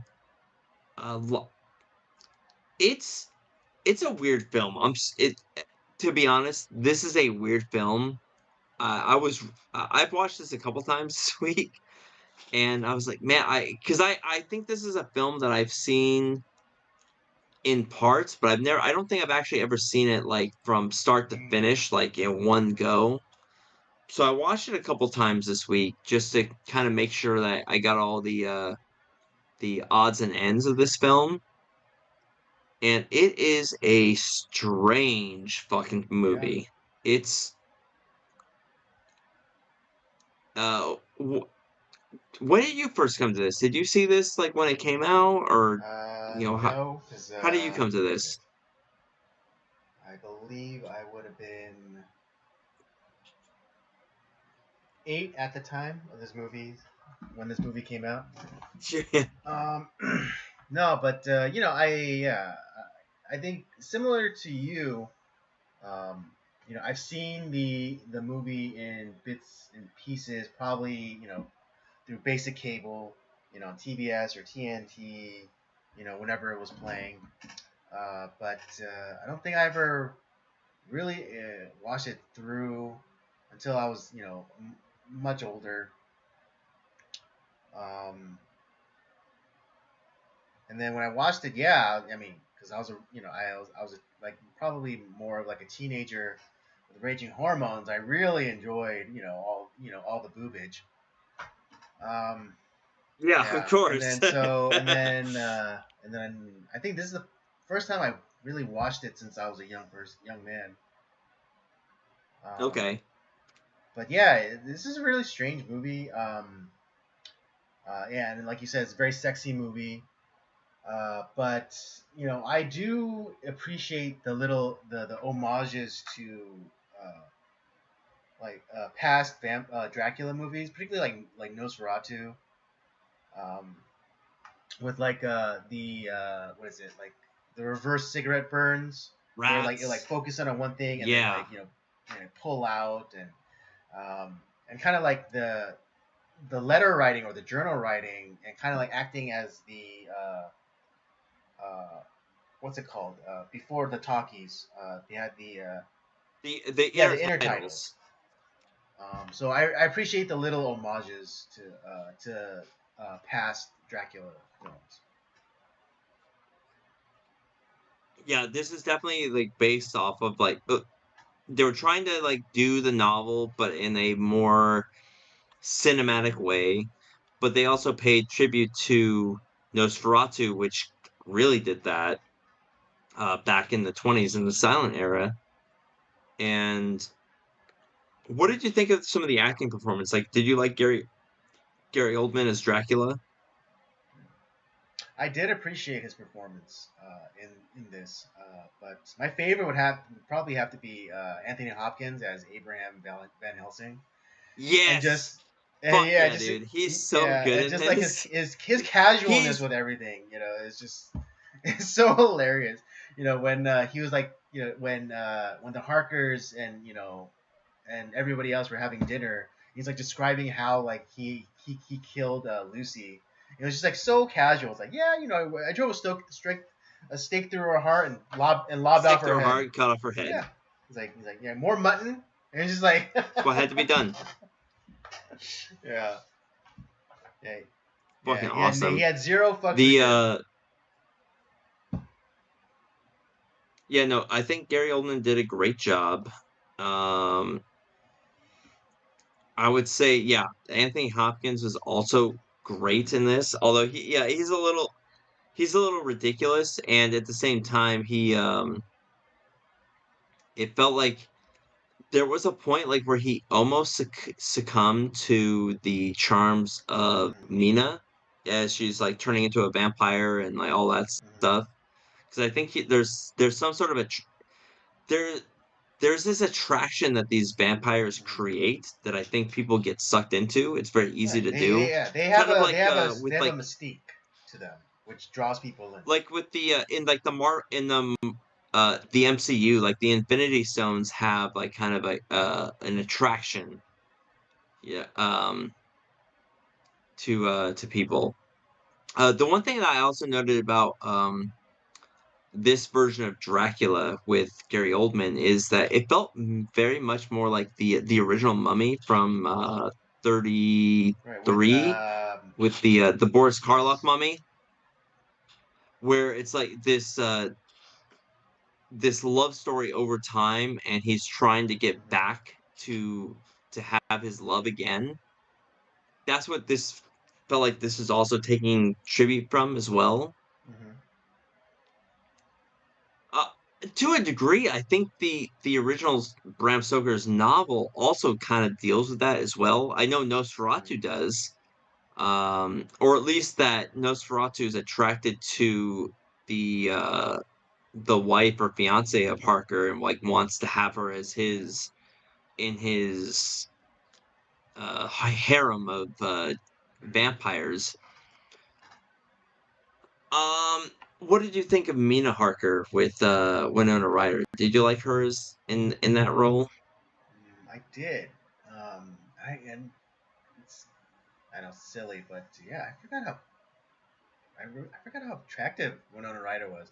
I mean, she was in like strange. She's She's still still attractive, attractive, to be but honest. yeah, it's like prime Winona Ryder. Wow, she's really attractive. I mean, to be honest, later in the film too, like when she's got those heaving Hmm. breasts out too. Oh Oh my yeah. God. Oh, yeah, Jesus Christ. Yeah. Uh, Keanu Reeves, he's my guy, dude. I love Keanu Reeves. He's awesome. This is not the vehicle for Keanu Reeves at No. all. He is horrible in this. And it's not, to be honest, it's not his fault. This is not the role Right. for him. I don't, What the fuck were they thinking hiring him for this role? I know he's hunky, yes. He's very hunky, coming off of this is coming off of Bill and Ted's Excellent Adventure. This is coming off Point of Break. My Own Private Point Break. Idaho, Point Break. This is not the fucking vehicle for him. I'm sorry. And it's just This like, is not a yeah, good role and for him his at like all. surfer broke Southern California accent, like it just doesn't like him trying to do an English accent just makes it seem more of like a parody than actual.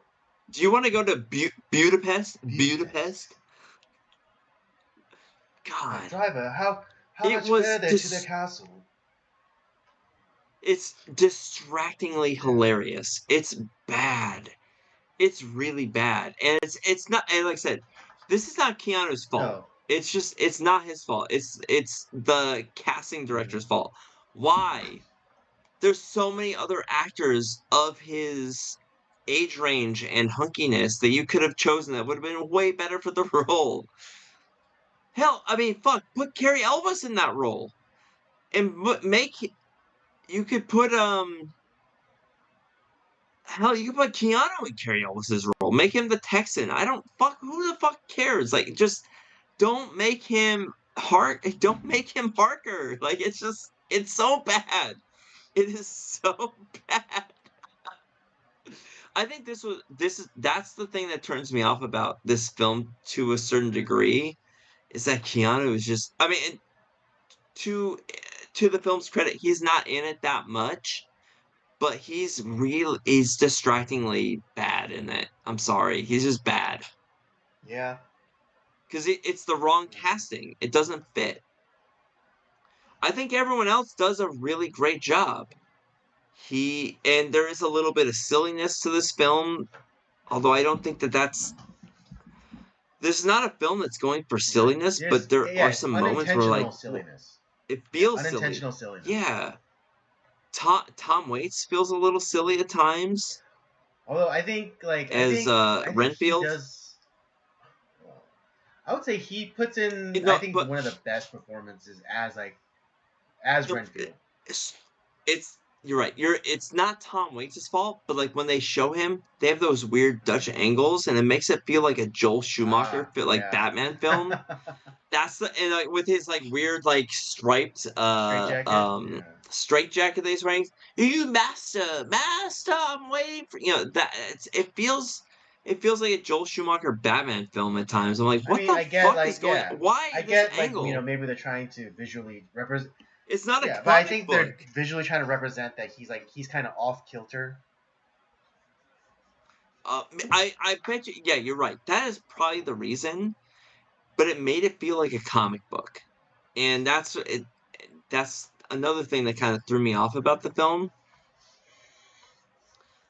What was the other thing that like really kind of bugged me a little? I think that was the kind of the main thing, like some of like how Renfield was treated.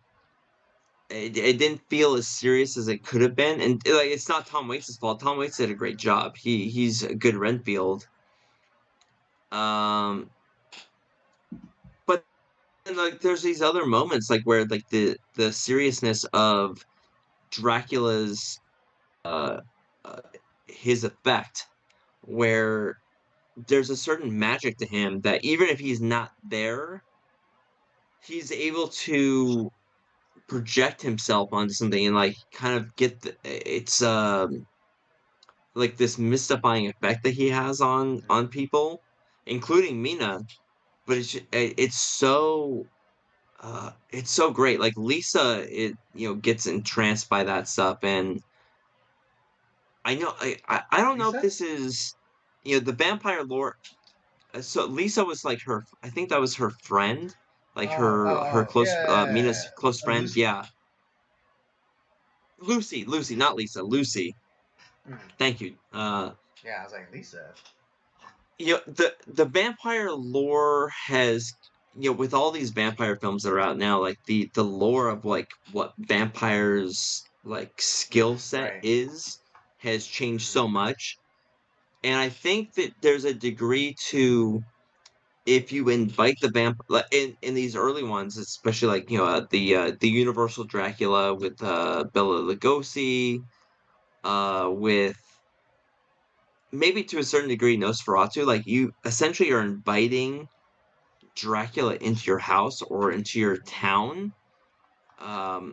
That creates this problem, and so he has a lot of power over that.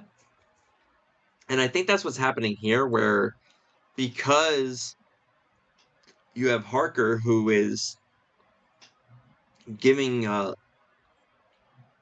signing away this land in London and kind of essentially getting access to not only the land in London but Harker himself, because he's like forcing him to stay. He's able to like get this power over a lot of people, including Lucy and Mina, which I think is very cool. And how that comes into play, and to a degree you kind of feel sorry for Count Dracula because there's been all this horrible tragedy in his life that created this. He essentially sold himself to the devil because of the tragedy that befell him, and he's trying to get that his wife back. It's kind of sad. So I love that part about the film. I said I like most aspects of the film. I think it looks great. I think it's mostly well acted outside of one actor. Some of the camera angles can be a little bit comic booky, and but overall, I kind of like it. It's still memorable. It does something to me, and it's a film that definitely sticks in your mind. Yeah. One of the things that I wish they would have clarified was, is Mina like an original character, or in terms of in universe, is she supposed to be just Mina, or is she supposed to be like a reincarnation of Dracula's wife? That is a great Because question. She does because so. I'm certainly because when that he's because of because when she's in like his thrall, like she's remembering things about Transylvania, like oh see so here's what I think about that. So we obviously have we see the beginning, the kind of the beginning of the story in like 1492. Elisabetta and Vlad and Elisabetta dies. And when he sees the photo of Mina, I have a feeling that he is projecting those memories onto Mina. And the memories that that quote unquote memories that she's having, that is something that Vlad Dracula is putting into her because that's what he wants her to think. I don't think that she's actually remembering a past life. I think she's remembering what he is putting into her mind. She's being psychically. brainwashed. Yeah, that's my thought. I could be wrong, but that's how I feel Because about I it. just wish it was a little bit more clear. Because It's not. It's you're right. It's it's not not clear clear. at all. Um, because yeah, because But I think it would have been I more compelling either way. Because then, or at least it would be a little bit more compelling if she were a reincarnation of his wife.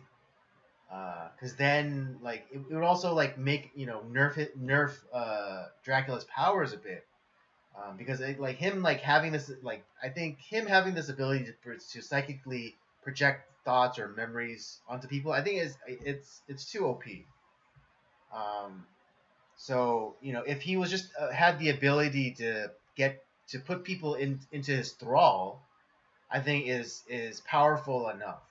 Like he doesn't need to have the ability to psychically project thoughts or memories into people's mind. Maybe like hear his voice, sure, but like But just to be able to get people into his thrall, I think is plenty powerful.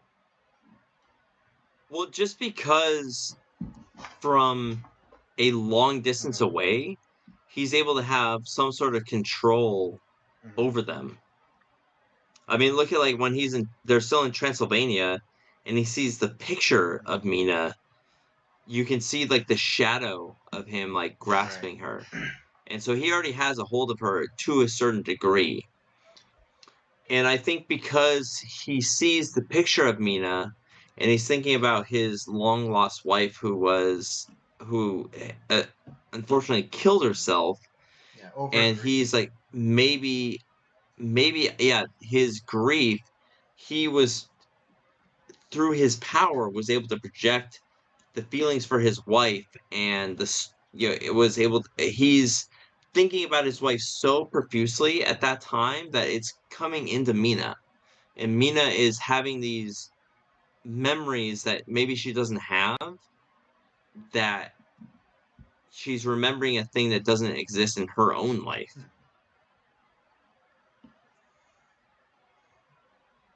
Yeah, but again, I think that's too OP. You know, I And maybe he doesn't know that he has the power to do that either. Well, I mean, after a few centuries, you probably went through all the basic commands, and you probably have a handle on your abilities. Um, you know, I don't think he does though. I don't think he I don't know. does. I think, but then that makes him like less interesting. I think because like But yeah, you then he's might. just Yeah, kind of like this kind of petulant I child. might be wrong. I He's might be just yeah, wrong. but he's just like this petulant child who's just like, oh, I want what I want, as opposed to being like this, master of the dark and of seduction and things like that. Um, I understand the whole picture argument, but I wish like it was more commensurate to his location to Mina. So on his trip, like maybe in the box, he kept with him he took it from Jonathan and kept the photo with him. And as he was incrementally getting closer to England, then his psychic power, like or connection to her, would then strengthen. Um, yeah, I Oh, think yeah, maybe. Yeah, you're because right. like him like being in Transylvania and her being in London, and then like him being able to uh, affect her from that great of a distance, I think it's a bit of a stretch. Oh no, but I'm no, I'm not saying like he did it like straight from like when he was in Transylvania, but like at it gave him the reason to like even more so to go to London and meet this woman. And as soon as like he's within her purview, I think he's thinking about his his wife from the 1400s, and is the thoughts of his wife are coming into, he's able to affect that. That's what I'm saying. I think that there's something that's going on there where like I don't think it was like she's a resurrection of Elisabetta, but like it just she's so much her likeness, and that's what Vlad is thinking. That's what Dracula is thinking, Okay, and that's affecting her because he does have that power. Oh, he does have that power of affecting people's minds. okay, Because I mean, look at like what happens to Renfield. He's been driven crazy by the hypnotic effect of Dracula. okay. Yeah, but I think that also has to do with like duration, because like he spent more time in Dracula's presence. Well, Mina kind of goes crazy a little bit. Yeah, that's a fair point.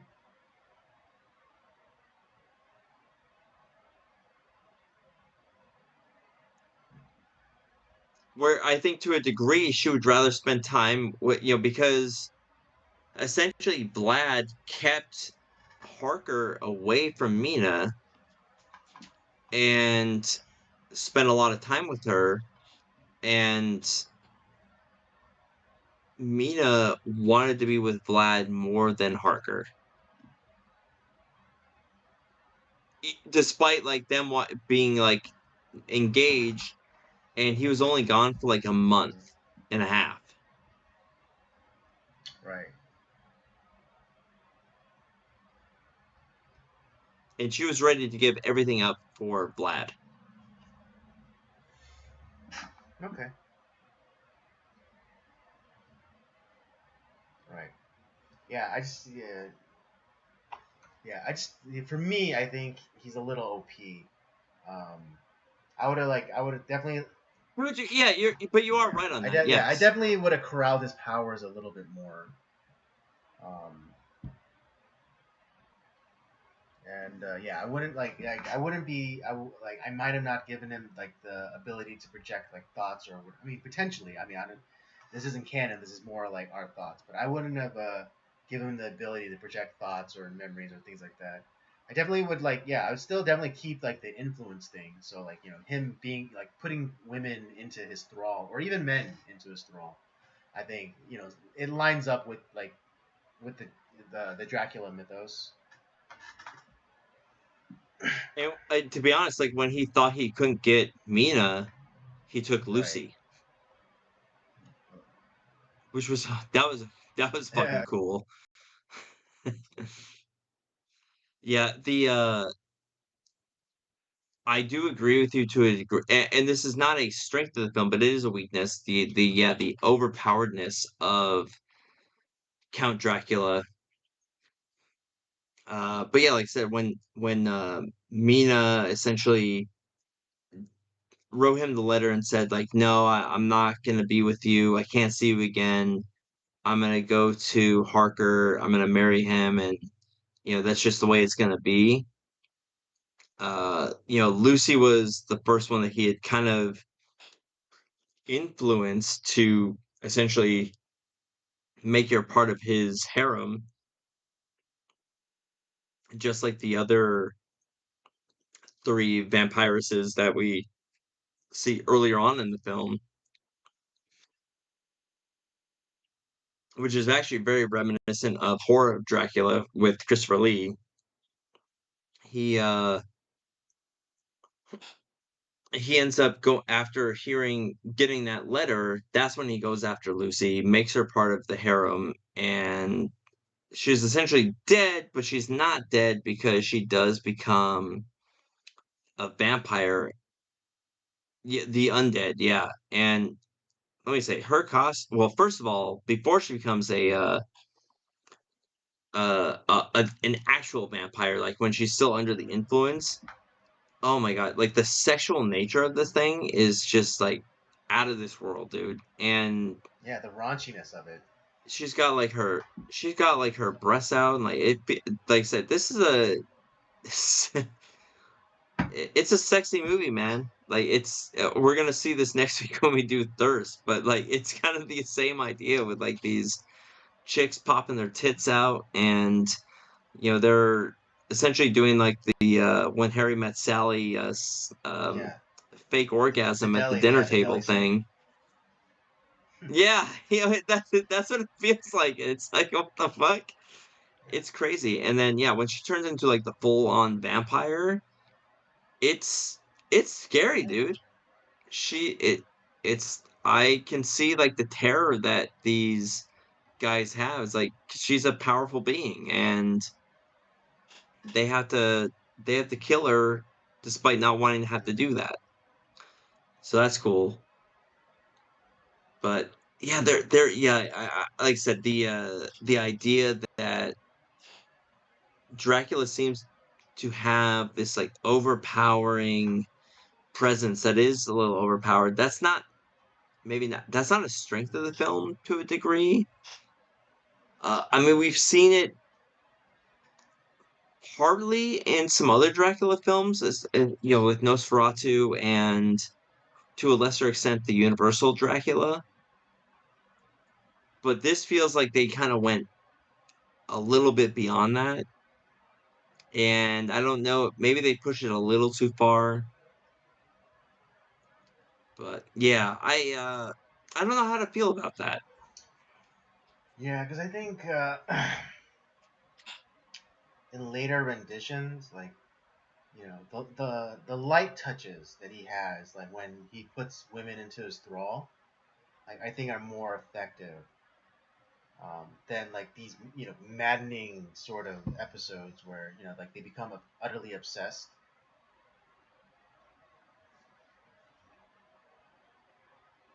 Yeah, yeah, I totally Yeah, because understand that. it's more intriguing because it's like he does like the lightest touch and like he gets them to do like all sorts of things as opposed to like it's like whoa, it's like love me, love me, love me, and then like they're like they rip their blouses open. It's like take me now. I think it's just a little much. Yeah. Um. Yeah, I don't really have anything else on the film. I was just like I said, I think it looks great. Yeah, in terms of And I said this is yeah, production design, direction, yeah, like they really swung for the fences on this one. yeah, and it was financially successful. It had a $40 million budget. It made almost $220 million, so it made a lot of money. I still think that 30 years later, 30 plus years later, it's still a memorable Dracula film that I think people go back Mm. to. It's been parodied a bunch, especially in The Yeah, Simpsons. Treehouse of Horrors. It's yeah, I think they do a good job in at least trying to go back to the book and try to take as much as they can out of that while making a It, really quick, a film that's yeah, really entertaining. quickly though, is the whole idea that if you kill Dracula, you can reverse the curse? Is that from the book? Like I said, it's been a very long time, but I do believe that that is the idea that I don't remember. So here's the thing: I don't actually remember the ending of Uh, Dracula. I don't know if they end up going to like his. Castle. I don't remember if it's like the ending of like when like in like Nosferatu where he ends up like the girl ends up sacrificing herself to kill Dracula with the sunlight, or if they go into his lair and stab him in the heart with a Mm-hmm. stake. I don't remember which one of those is real, or like as far as like the book goes. I've been actually wanting to reread the book for a long time, so I don't. So if anyone who is more familiar with the book than I am, because I haven't read it since I was like 10, so that's that's almost 30 Yeah. years ago now. Um, if you're more familiar with the book, let me know because I just don't remember. It's been so long. So I don't remember which one is Well, more accurate. so This I'm one, more concerned about um, the notion that if you kill Dracula, you basically destroy the curse. So, because like the whole thing is that to save yeah. Mina, and I like I so said, um, do you remember if in the book that's where the idea originally came from? Because I think in the Underworld movies they do play on that where like especially in the second Underworld, um, with the yeah. when it's revealed that that Victor is not the first vampire and it's actually Marcus who's the first vampire, and that the only reason Victor didn't turn on Marcus is because Marcus may have hinted that if he were to be killed, then his entire lineage, I mean, all vampires would cease to exist. Hmm. Hold on a second. I'm kind of like just like going over the plot real quick on Bram Stoker's Dracula.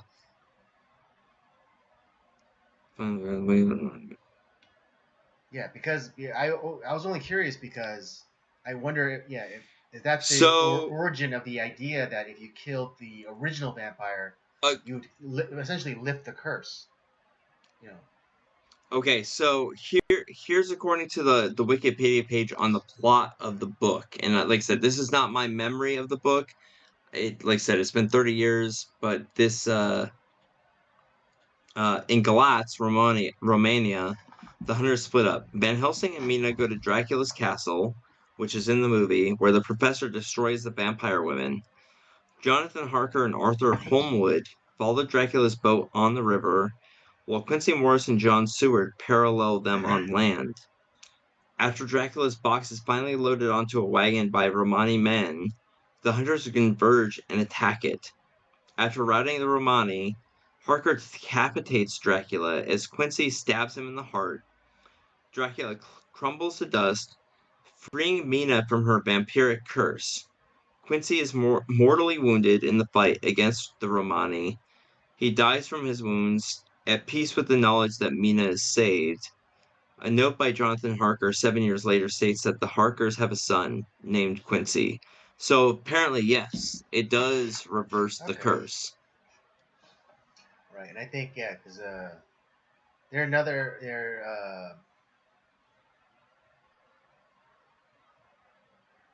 because in the I specifically remember in the Underworld movies where when it was revealed that Marcus was the first, and that how he may have implied that if he were to die, then all the vampires would cease to exist. I thought that was a pretty whether real or not, I thought that was a pretty interesting part of like vampire mythology. And so and then again seeing it again, being reminded, it's like, oh yeah, so this book is the origin of the idea that if you were to kill the original vampire, then you could reverse the curse of vampirism. Send you a video on I should send you a video on the whole with like vampires and like all the things that have come about that like weaken them and don't weaken them kind of stuff.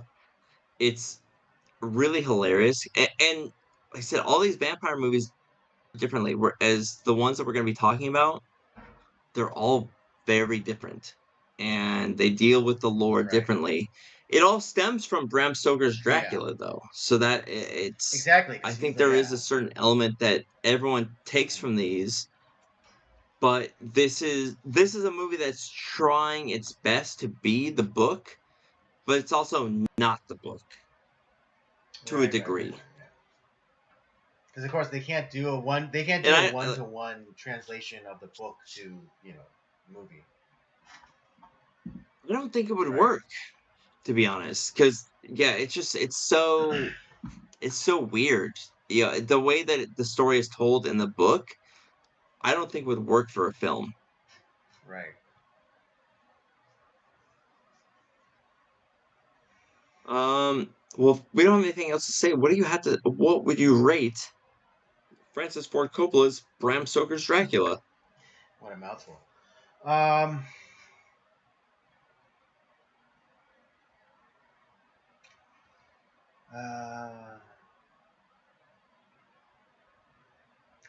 I think on a good day I might give it a 4, but I think I'm leaning more like 3.5. Okay.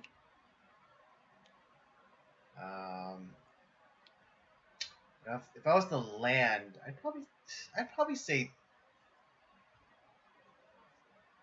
oh gosh.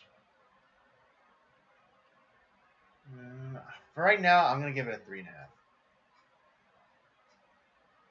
Yeah, we are simpatico, my friend, because that's kind of where I'm at. Because, like I said, this film is iconic. It is a film that, when you think of vampire films, this is on the list. Right. As much as we're fans of Keanu Reeves. Happy birthday, Keanu, or belated birthday. Many happy returns. This is a bad vehicle for you, my friend. I'm sorry. He's bad in this. It doesn't work for him. He shouldn't have been cast in this by any means. So that takes me away from it. It's a little. This film does get a little over the top. It's definitely not Francis Ford Coppola's best film by any means, but it's his last great film, I think, that a lot of people hold in high regard. Mm-hmm. So there's that. But I'm gonna give it a 3.5. It's something you should watch. I think it does its best to try to emulate the book to a certain degree, and overall, it's a very good film. So yeah, 3.5. All right. There you have it, folks. That's our review for Bram Stoker's Dracula from 1992, directed by Francis Ford Coppola. Both Robert and I give it a 3.5. Yeah, as Rob said, definitely a movie to watch. And definitely, in the same breath you mentioned, Nosferatu or the Bela Lugosi, Dracula movies. This movie also belongs in that same breath. So yeah, do yourself a favor and check it out. You'll be pleasant. You'll be thoroughly entertained. Yes, sir. Yeah. Next week we had another great vampire film. Park Chan-wook's Thirst. Yeah, so something Korean vampire something film. to look forward to there. Oh, dude, I think you're gonna love this one. It's fucking Yeah. out there, man. It's a good film. It's really crazy. It's fun. It's good. I mean, it's Park Chan-wook. Of course, it's gonna be crazy and over the top. Something to look forward to then. All right, folks. With that, that brings us to the end of our stream tonight. I hope you had a good time. I had a good time. I know Rob always has a good time. Always. And I hope you had a good time as well. Don't forget to check out the library. If you enjoyed this stream, don't forget to check out the library other content that we have. Circular Jerk's main podcast, old episodes of Nocturnal Transmissions, of course, with the movie review, and as well as Rob's gaming show, Up By Up Down. Don't forget to follow us on our various social media accounts, formerly Twitter, now X, and Letterboxd, @PodcastCOJ, and Instagram @CircleOfJerksPodcast. And with all that said, we thank you for joining us tonight. Come back next week, and we'll do it all over again. Have a good night.